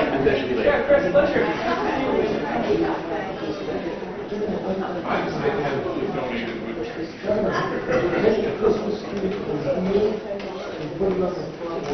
We could do that, but I don't control the front lawn. That's city property. I don't even control. Look, I control that office and my office. I have nothing to do with it. I'm not allowed. Yeah, you can have that conversation. I think the best thing we can do is let's all commit to keep watering it. Maybe it'll get bigger in the next month. You won't be around. Just needs a little love. You know that? You know when Charlie Brown and it's drooping and it's sad, and all the kids just put all the ornaments on it and wrap the towel up. Just a little love before we'll bring it back, or not?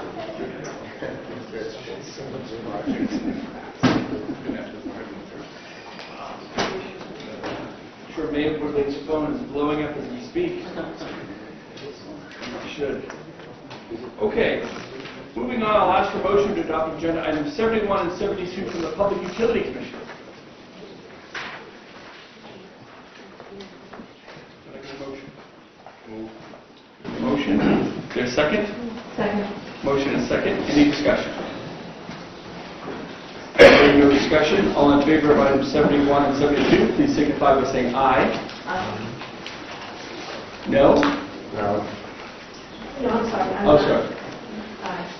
Okay, so we have no, and not. Can we do a roll call? Sorry, it's really quick. So no, I have an aye. Okay, so it passed. They both pass. Okay, thank you.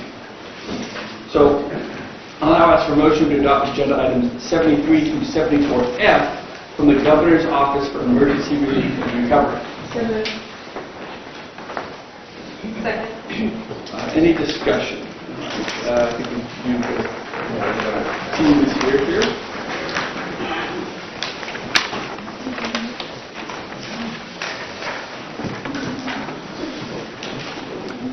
Good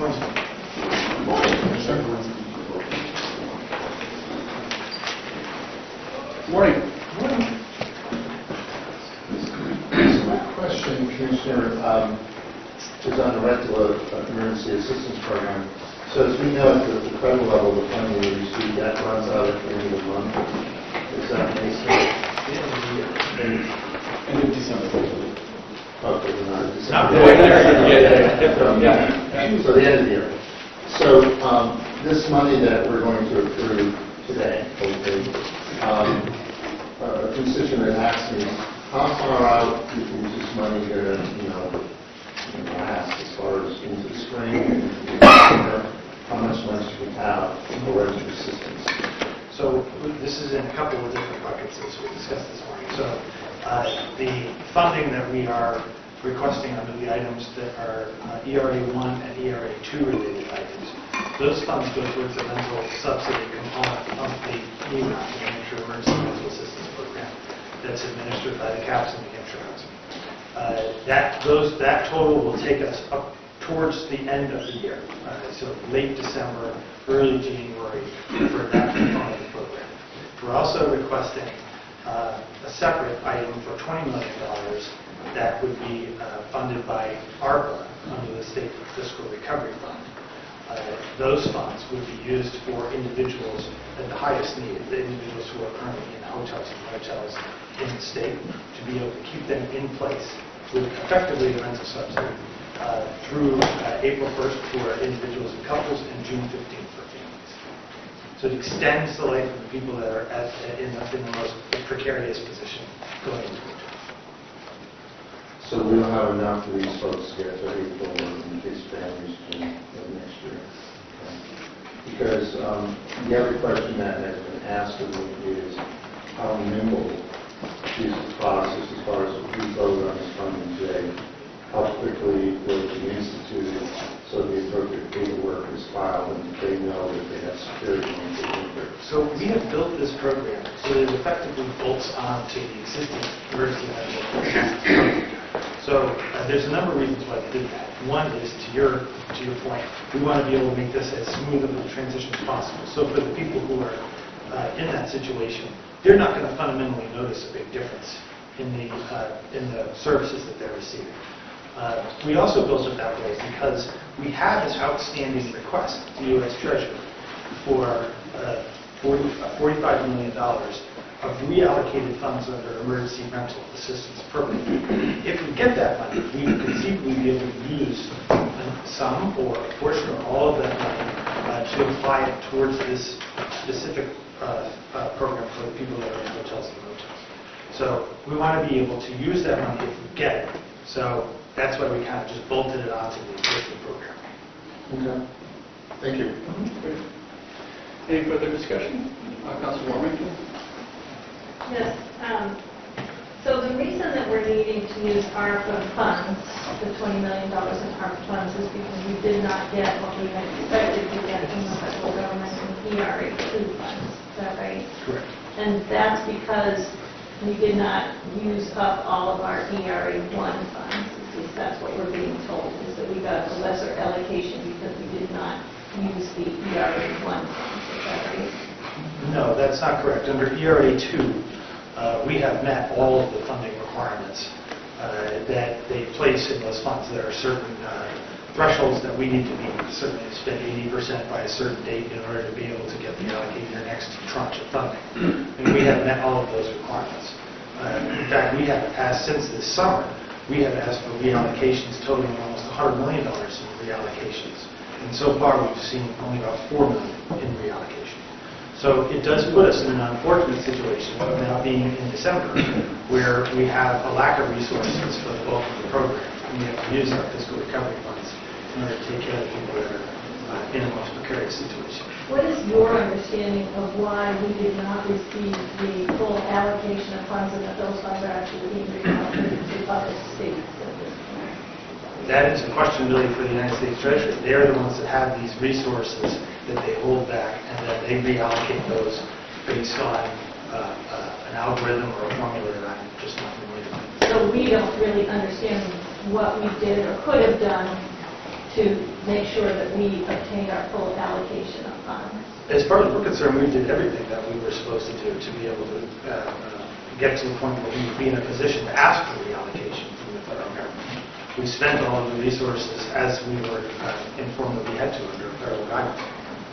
And you are just completely confused about why we didn't get Well, money. we got the amount that was initially allocated to us. We're asking for amounts that are on top of that to continue the program And you've been denied, so far. and you have no idea why. They don't give an explanation necessarily. And then the federal delegation, I know, went to work and obtained the $4 million in 1974. Is that right? After the commission. I think that they assisted in that situation. I don't know quite how the mechanisms of all that work in Washington. I do know that those were funds that were probably going to be due back to us at some point anyway, but we certainly were happy to have the funds come in any instance. And so now we're having to take $20 million of funds that we could be using for other purposes and using them to backfill what we didn't get from the ERA. Yeah, and I don't think that this is unusual. I think a lot of other states are in a similar situation. Did those other states also not use their ERA one time? I can't speak to, Look, let's be clear. The state met all the obligations and requirements for this fund. We got a one-page letter out of the blue that said we were denied, with no explanation, as did other states. So we did everything we were absolutely supposed to do. This idea that somehow we didn't spend money that should have been spent or blah, blah, blah, that's, again, political nonsense. These guys did a phenomenal job getting those dollars out. And yes, it's nice that the Treasury sent us $2.4 million. That is nothing. That is a drop in the bucket. That keeps the program going for about 3 or 4 more days. It's insulting, frankly.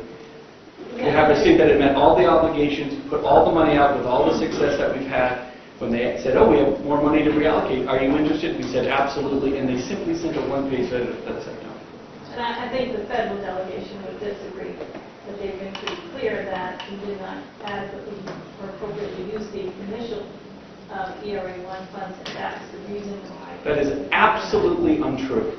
These are the folks that manage that program, not the federal delegation. They're not even here. They have no understanding of how this program even works, to be very frank about it. So to say that the federal delegation in Washington understands and operates this program better than these individuals and the team at Gopher, that's crazy. Well, I do That's think crazy. it is a bit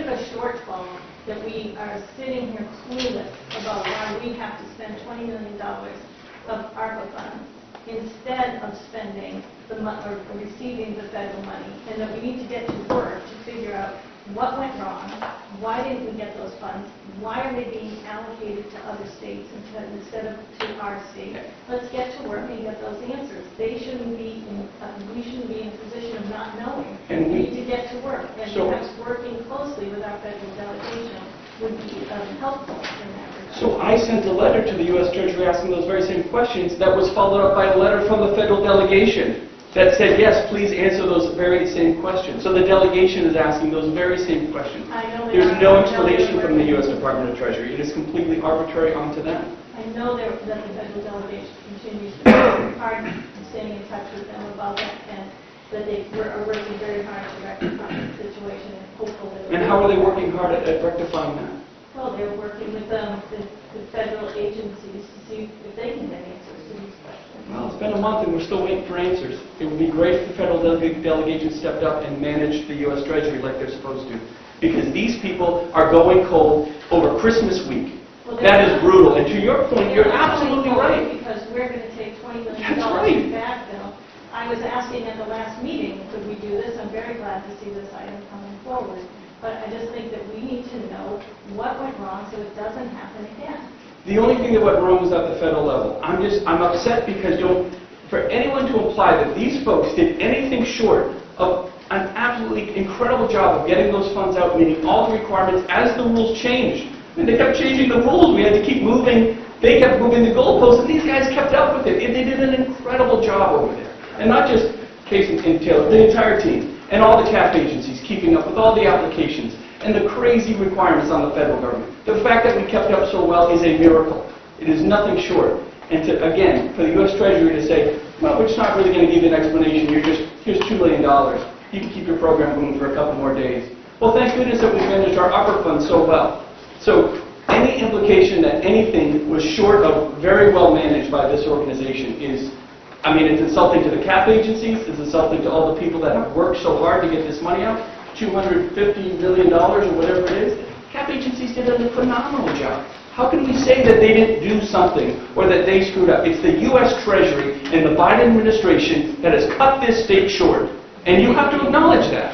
Well, what I have to acknowledge is that we are not receiving funding when other states are. Other states are taking the tax dollars of New Hampshire citizens that we pay in, and that is being allocated to other states, and that nobody is sitting here explaining why. What went wrong? Did anything go wrong? Have you investigated fully? Can you fully say that we did absolutely everything right? Yes. And that this is not our fault at all. We couldn't, as the federal delegation has said, we didn't spend the money. And we knew on the front end that not spending those funds would cost us later. If that's true, what went wrong? It is not true. We've said that many times here, Counselor. That is absolutely not true. Period, end of story. There's no further discussion. They know exactly how the program was run. They know exactly how the dollars went out. And any information to the contrary is just misinformation. These guys did a phenomenal job. The CAP agencies did a great job. Period, end of story. Totally in the dark about why this could happen.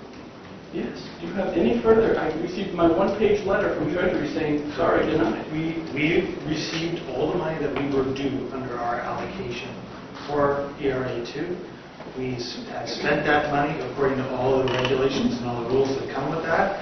We basically invented a program from nothing to be able to administer this program. Many other states have existing funding programs that they just effectively, as I said before, bolted on. But we went through this process. We have since asked for additional funding due to the continued need for the housing crisis in New Hampshire. And we have been, as I said, $100 million worth of requests since this past summer. And thus far, we've not been able to achieve that from the federal government. They have 49 other states that they are somehow coming up with reasons as to why those states, or California or Texas or Florida or New York, larger states are seeing these increases in their reallocations above what they were originally allocated.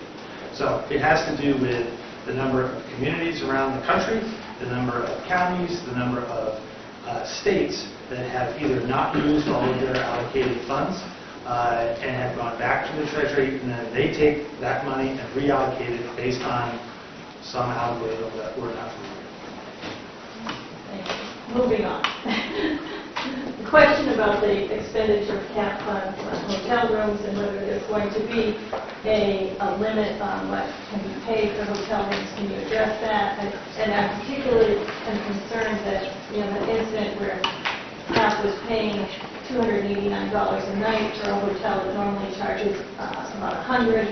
When the city went back to renegotiate that rate, the hotel renegotiated it down to $159 a night. So those funds could have gone along, spread a lot further if they had in fact been used efficiently. And I'm just wondering what kind of protections are going to be in place to make sure this money gets used.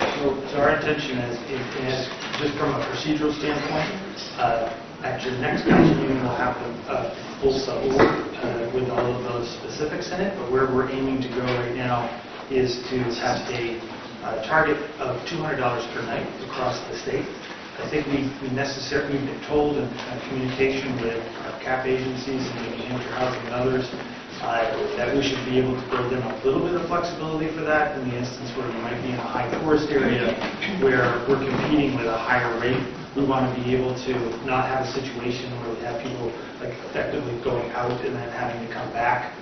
So overall, we're aware of some of those stories that are out there, and so the cap would be kind of in that 200 over the life of the program. And then the other concern that I had expressed to me is that the CAP agency isn't telling the cities and towns when they are placing families in their community. And so as this program expires, tracing which town they come from so that that town is responsible, the town of origin is responsible for the ongoing housing costs, that communication isn't happening. Is there anything in the new contract that will encourage that kind of communication between the CAP and the cities and towns?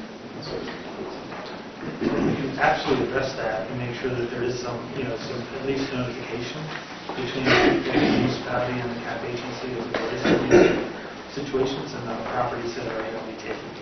Okay, I can talk more offline with you about that. Councilor Steve. I was on a phone call with 290, well, Westgate Arms, there are 290 residents. This is a renovation eviction situation.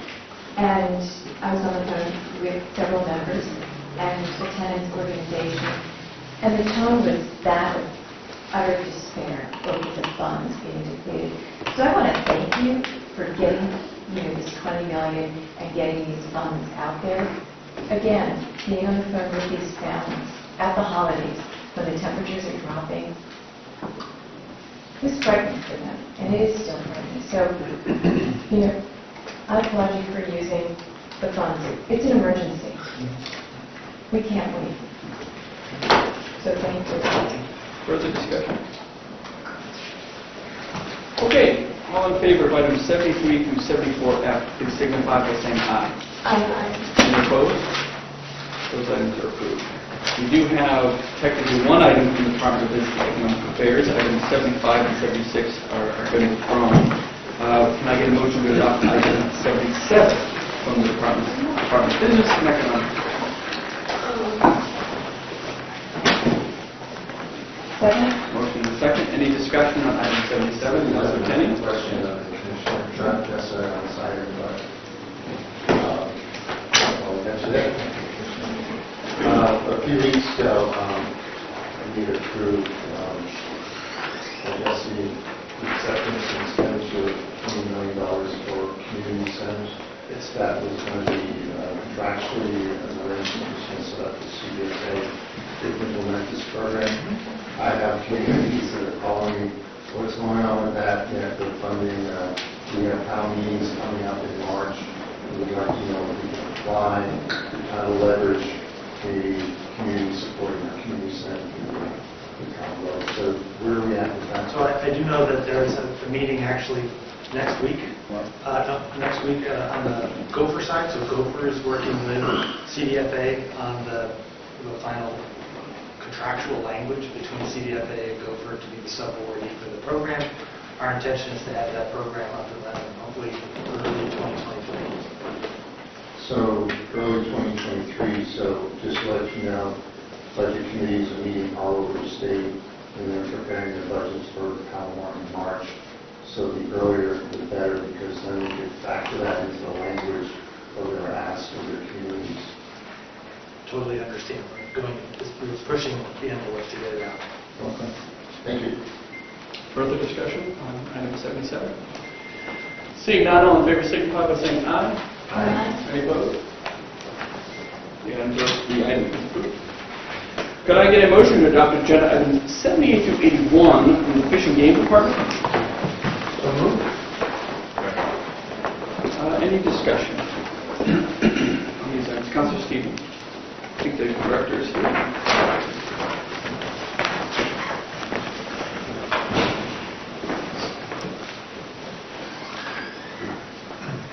Scott Mason, Executive Director, New Hampshire Fish and Game. Good afternoon, Commissioner. This is not on the agenda, but our lobstermen, you and I briefly had an opportunity to discuss it. They're still waiting for $250,000. So if you could get an update on how we can expedite this. It's tough. Really, really well for them. So any assistance in getting that done would be appreciated. Okay. I'll be happy to look into that. Thank you. Further discussion, Councilor Wheeler?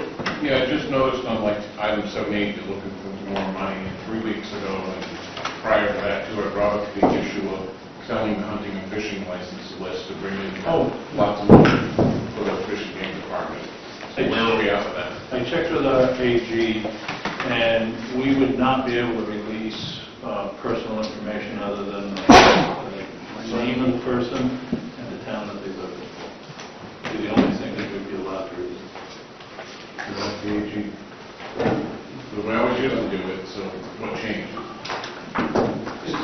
Catch me up on what this. Yeah, I apologize. I spoke to our AG, not me. I apologize. Oh, your counsel. My counsel. Yeah. Okay. Yeah. So this is the concept of could the state, and if they were to choose this path of selling the list, the hunter licensing list, if it could be done, and if it could, what information would be included as And part of there's a that? checkoff box when you buy the license that says, don't put my name on it.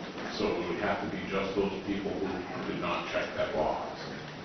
Why couldn't we be selling those things to Cabela's and Bass Pro Shop like we used to? We're bringing in $100,000.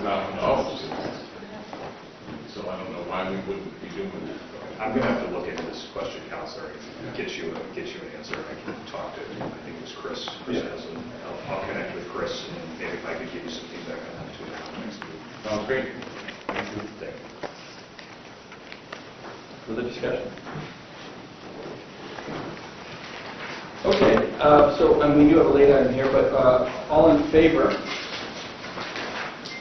items 78 through 81, please signify by saying aye. Aye. Any opposed? Those items are approved. Could I get a motion to adopt late item A from the Fish and Game Department? So moved. Second. Any discussion? Councilor Warmington? Just because it's a late item and the public has to get knowledge of it, can you go ahead and explain what this late item is? Sure, I'd be happy to. This is to replace our drinking water system at the Berlin hatchery. Historically, our drinking water was a spring on top of a hill behind the hatchery with a 1,600-foot pipe coming off of the hill to the hatchery. This water feeds the 3 houses where our hatchery employees live. It supplies water for, hand cleaning and washing and toilets and whatnot in the hatchery building, as well as the 4-H dairy conservation camp around the summertime. We tried fixing the pipe. It's an old pipe, 60 to 70 years old. Every time you try patching it, it just breaks a little further up. So the first thought process was to replace the pipe. The bid came in, I apologize, I think roughly off the top of my head, about $140,000. At which point they brought it to me and I suggested we take a look at maybe doing wells closer to the buildings that need the water. That came in at around $70,000. And we are asking you folks to approve it. Even though it is a sole source contract, we didn't put it out to bid. Our back's a little bit against the wall. Some of you, I'm sure, are well aware that the winter in the North Country comes in quick and hard, and if we go through the process of bidding, it may drive the cost up because we're going to have to break through a deeper frost. Right now, the frost haven't gotten in too deep, but it is starting, there's no doubt about it. Just our water pipes at our farm are buried 7 feet below grade. And if we drive over them, there's a frost barrier that we install. So give you an idea of the difference between up north and down here. Further discussion on this item? Okay, all in favor of late item A from the Fish and Game Department, please signify by saying aye. Aye. Any opposed? Late item A is approved. Moving on to everybody's favorite, the Department of Natural and Cultural Resources. Can I get a motion to adopt agenda item 82 through 98 from DNCR? Second. Any discussion for our illustrious committee? May I take a moment? Sure. Here, come on up. Thank you. You know that's not a tree that was birthed at our nursery, right, Will? And we know it can't be Councilor Wheeler's tree because he purchases his trees from our state nursery, which is online now, and we're selling soon, right, Will? When do they go on sale? Mid-December. All right.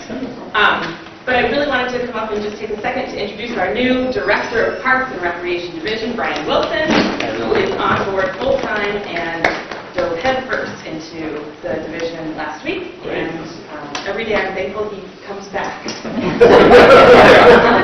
So he was here just to get a feel for the council. Great. We also have our part-time accountant, Eglair here, who does the paperwork and the numbers, and to show her what happens to the paper, I think is important. When it leaves our office, there's a lot of people that have eyes on it. And so now she has some greater perspective over the sheet. Nice to see you. Hold on. We're ready to grill here. Any questions on items 82 through 98?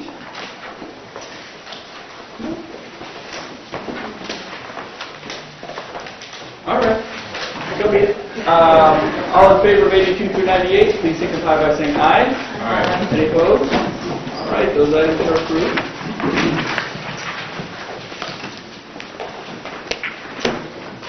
Well, this is quite a batch. Can I get a motion to adopt agenda items 99 through 148 of the Department of Environmental Services? Holy cow.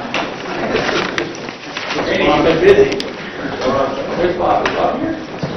Oh, Commissioner, how are you? Good to see you. Yep, I think we got a couple, so I'll start with Councilor Henning. Oh, I'm sorry, can I get a motion to adopt agenda 99 through 148? Second. Here you go. For the record, Bob Scott, Department of Environmental Services.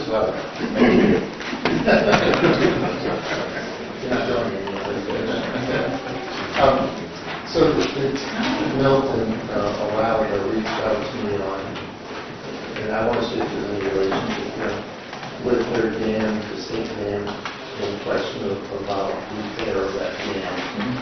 And so, when you live in a community and you have a sense of local control, you're all knowing what the state is doing. Okay. I just wanted to know, is this asset management plan going to be able to answer some of their questions, or is that strictly for the public water system? I apologize. Do you know what number that is? 108. 108. Okay. Short answer is the latter is correct. This has nothing to do with the dam.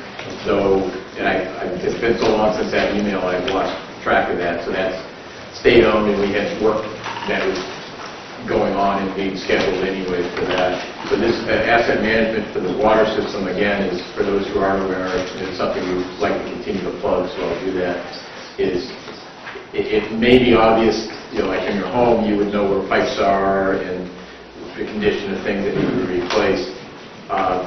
Many systems don't, so this is, it can kind of be soup to nuts, where are my facilities, where's the things underground or above ground, what's the condition, and it helps the entities set up a planning, preventative maintenance, that type of thing. So, as I'm sure you're all aware, the way not to manage is to fix the geysers on Main Street. The way to manage cost effectively is to do it before it happens. So more than you asked for, but the short answer is no, this has nothing to do with that.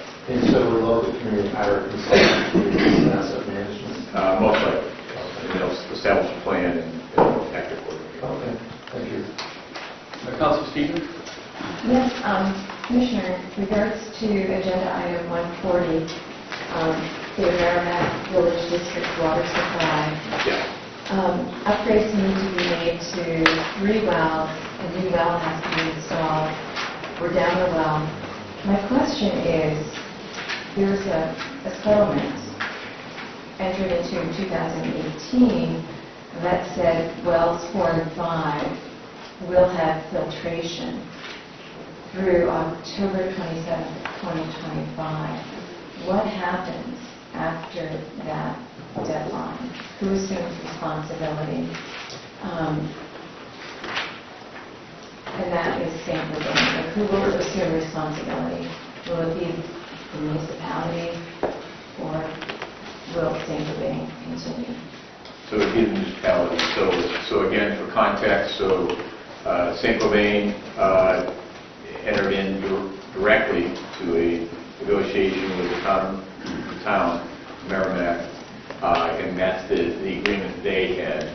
I will say the state and the Attorney General's office negotiated for the private wells in that area. The town explicitly asked us not to do that. They wanted to do that. So that was between the town and St. Louis.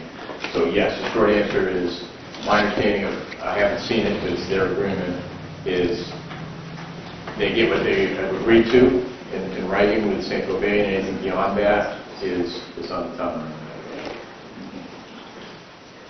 So after 25, it's their That's according to that agreement. Okay. Thank you. Further discussion? Council Warmington? I just have to ask on 105, it's only a 2-year-old car, and Yes. had to have a whole engine rebuild because of an oil leak that wasn't covered by a warranty.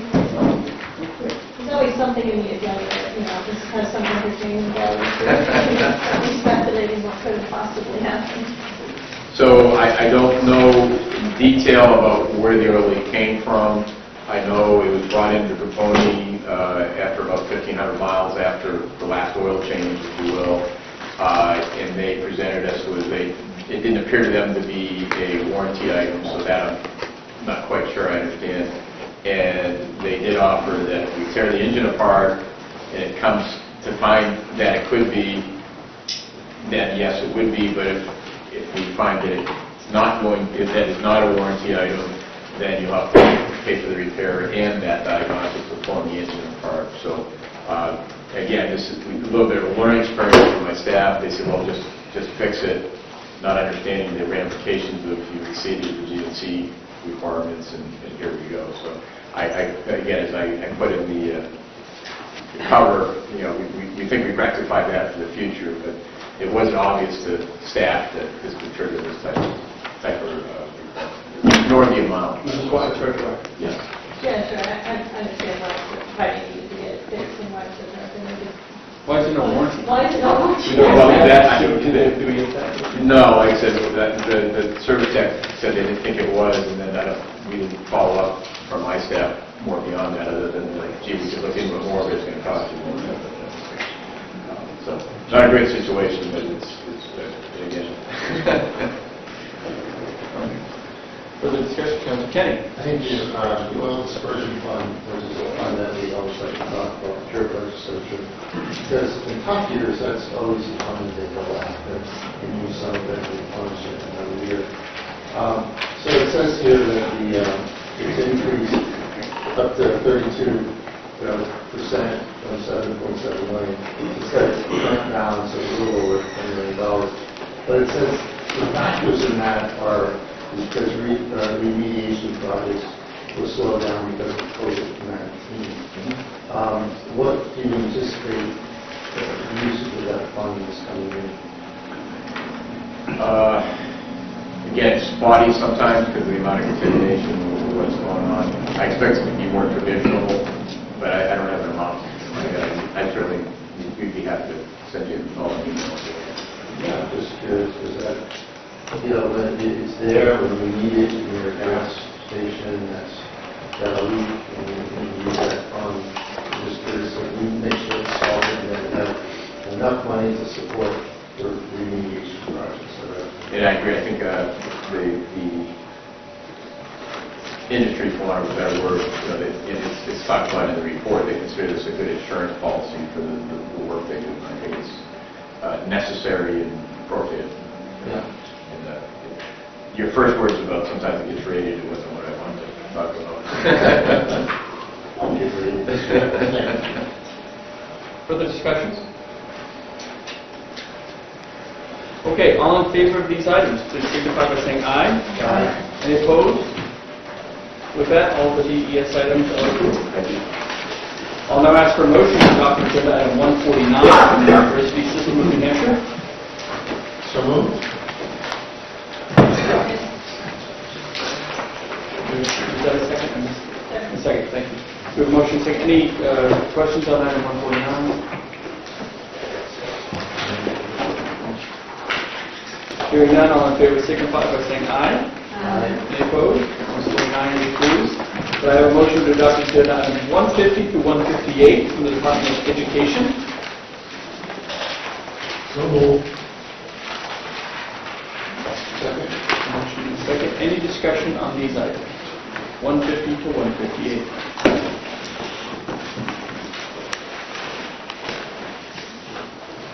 Okay, hearing none, all in favor signify by saying aye. Any opposed? Items are approved.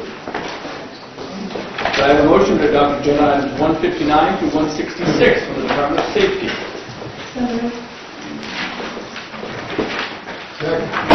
Any discussion on items from the Department of Safety? Hearing none, all in favor signify by saying aye. Aye. Any opposed? Those items are approved.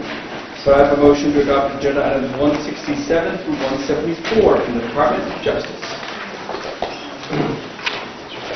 So moved. Any discussion?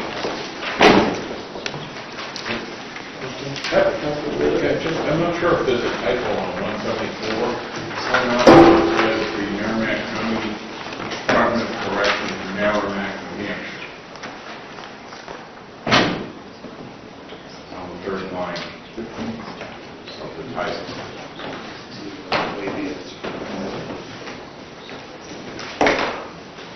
No, that's in the, It's in the item too. Also.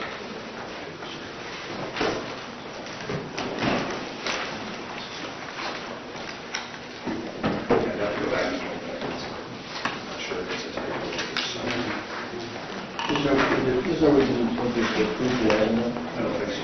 Maybe we could fix it in the minutes if it needs to be fixed. Okay. And if we had to worry about it. Okay. Yeah. All right, we'll definitely note it in the minutes. Any further questions on these items? Hearing none, all in favor signify by saying aye. Aye. Any opposed? Those items are approved. And finally, I'm sorry, we do have I know we have a late item from Environmental Services, but I just want to be clear, didn't seem to be an interest to remove that from the table. Correct? Not a late item, a table item.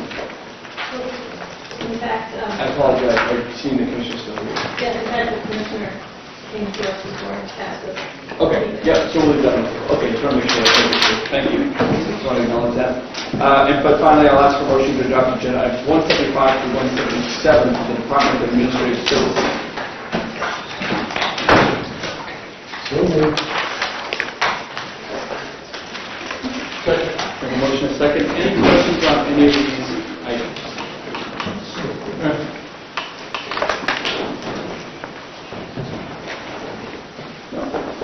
Okay. No?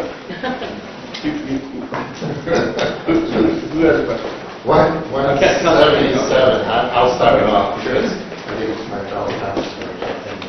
This is the smaller contract, the 177. It's not that small, it really is.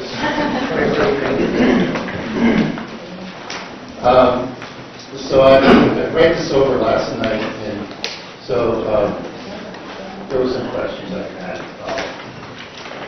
And I guess the first question is, the contract is asking us to basically award a 20-year contract to Second Grant Place LLC to move, I guess, the Attorney General's office over into that building.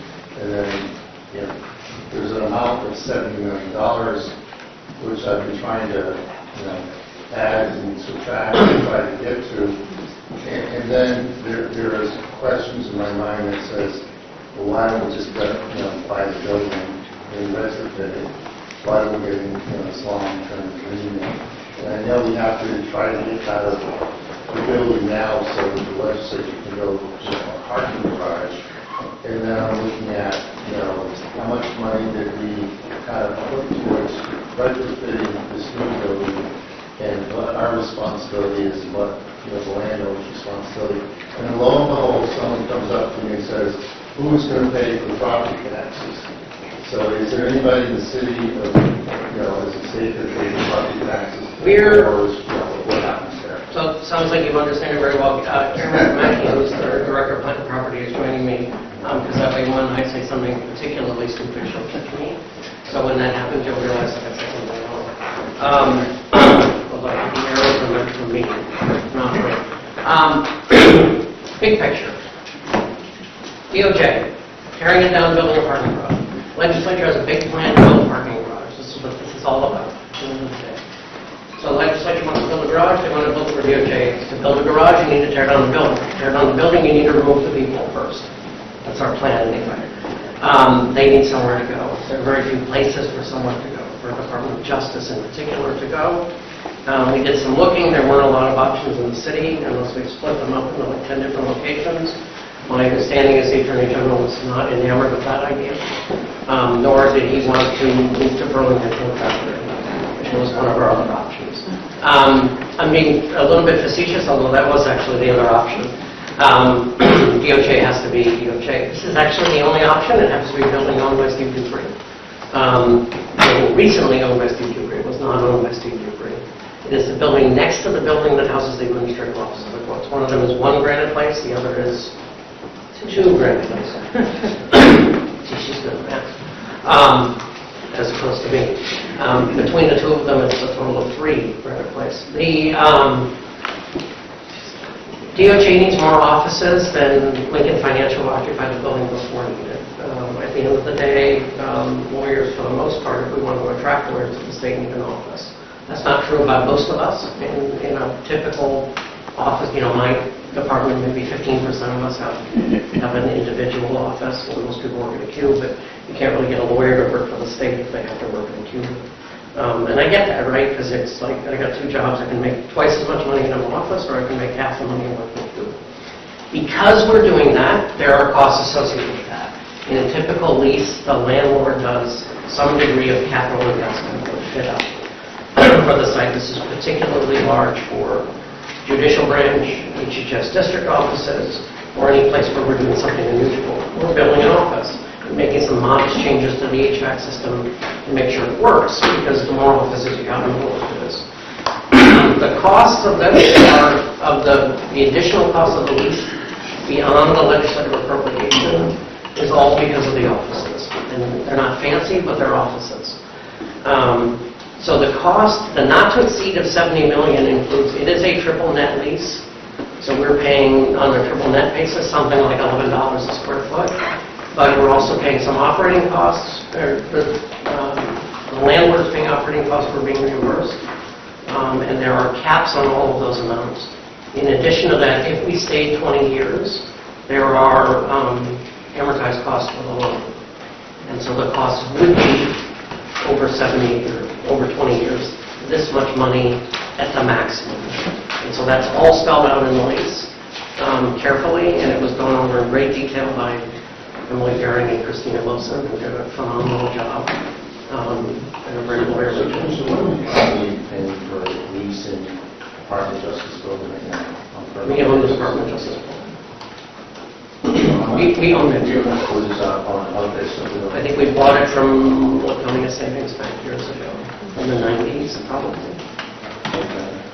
So we don't own it. There's no question this is operate from an operating standpoint. This will be more expensive than where they are today. They're in a mediocre building, like most state buildings, and we spend whatever's appropriated to maintain it a little bit.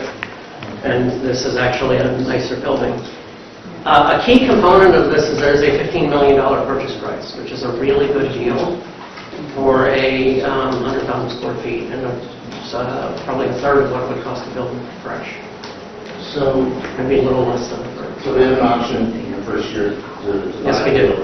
Why don't we just buy them? 2 things. One, the legislature chose not to appropriate the money to buy it up front. It was a decision they made. There was a group. I don't know the details of that because I wasn't in the room, but my understanding is there was a faction in the House that wanted to buy it and a faction in the Senate that said, let's make that decision as part of the capital budget, not today. And so we had an option to buy it in the future. So we're going to go into the capital budget process here shortly.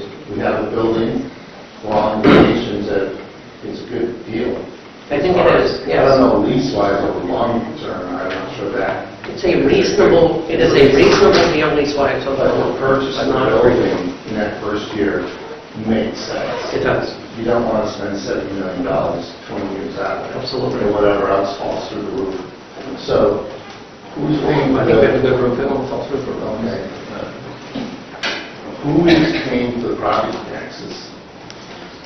We Do you are... have anything in lieu go out to see a Concord or? I believe we have a maximum amount on operating expenses to be reimbursed to the landlord, including taxes, insurance, repair and common areas, etc.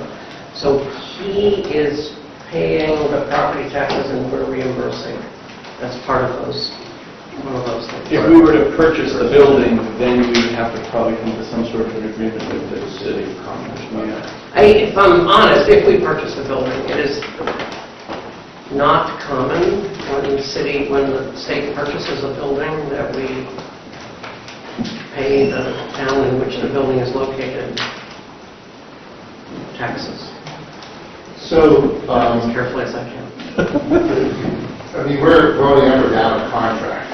It's a lease. Think of it as a lease. It's a 20-year lease. Right. 20-year lease with an, by the way, important, 20-year lease with an option to buy. So, but An option to buy is critical. I would think there would have to be an expression of the council to say, you know, yeah, we're signing or agreeing to a lease or maybe not.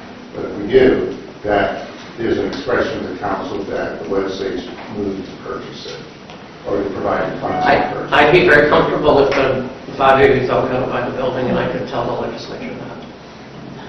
So, okay. Well, I don't disagree with that at all.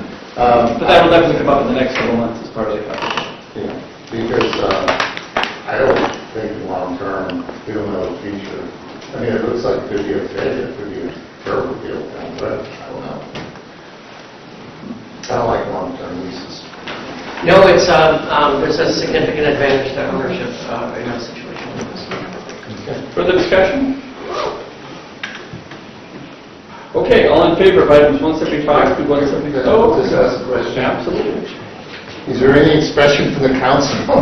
I said a lot myself, but is there any other thoughts on this? Have the legislature give us the other $65 million for the energy efficiency that the governor brought forward.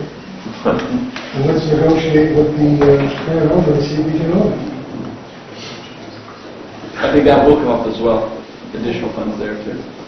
You need the legislature in session. I don't even know who the legislature is. I cannot even tell you. I'm not sure who we need to be talking to yet. So, I mean, it doesn't make sense. Why would we go through an effort that at the end of the year we're going to have to buy the building? Or it would make sense to buy the building. So it's almost better that we leave it on the table for a year. well, it can't stay on the table because it goes away. It would have to come back in January. It goes away between December and January, so I think that's why we're looking to lock in so they can actually start to move, and then that'll allow the legislature some flexibility and time to figure out. I think if you were to, frankly, if you were to kill the lease or leave it on the table, whatever you want to call it, the parking garage project depends on, I mean, there's a bunch of dominoes that make it work, and they all go away. And most of the, you know, the deal for this and the deal for that and the deal for that, they also theoretically go away too.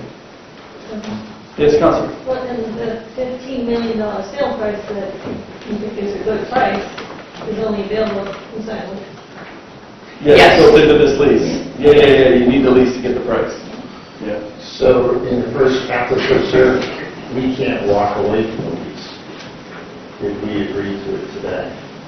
No, it's a 20-year lease. So there's no opt-out after a year or anything like that. It's contingent on appropriations.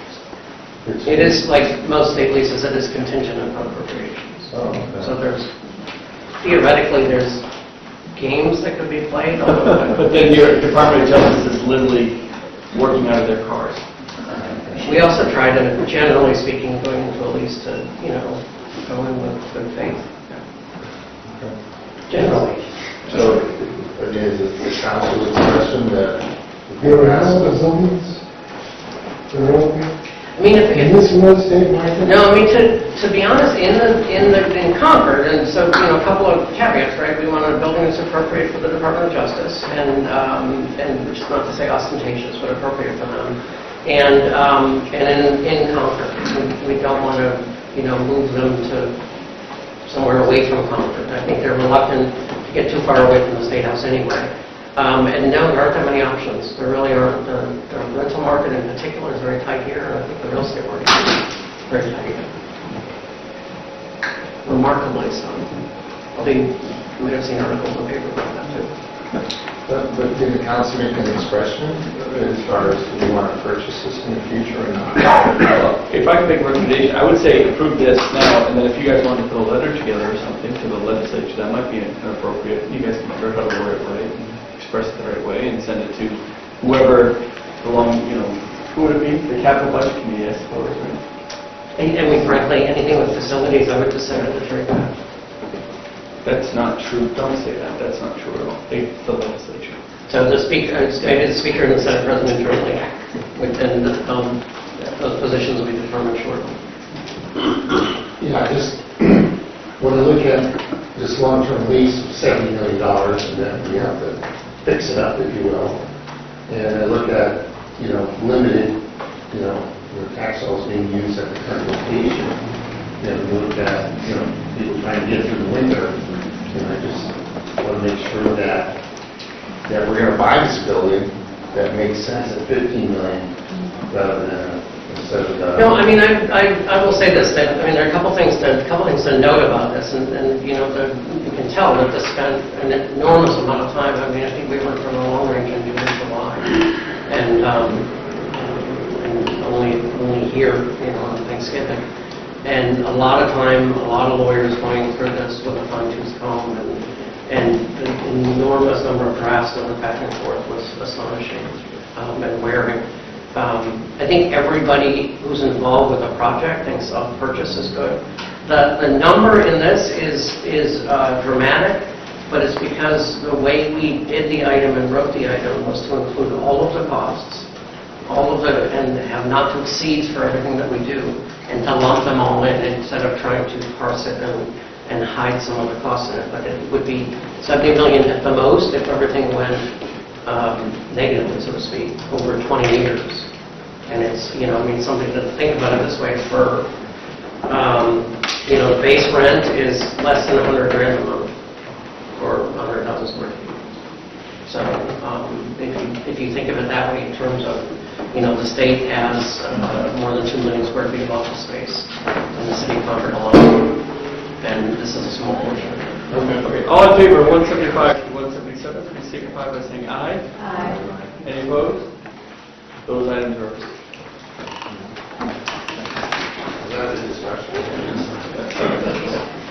Okay, with that concludes our regular agenda. Oh, Councilor Kenny? We have a 4A question that's answered if anybody wants to return to the property we're in the process of trying. We're in the process of, we've selected someone to negotiate a purchase and sales agreement. And we have a purchase and sales agreement that I expect to bring before the council at one of the upcoming meetings. If all goes well, December 7th. God, right there. Love this guy. Maybe. I don't want to. We have something, but they're, I'm going to say yes, and something goes wrong, but we're.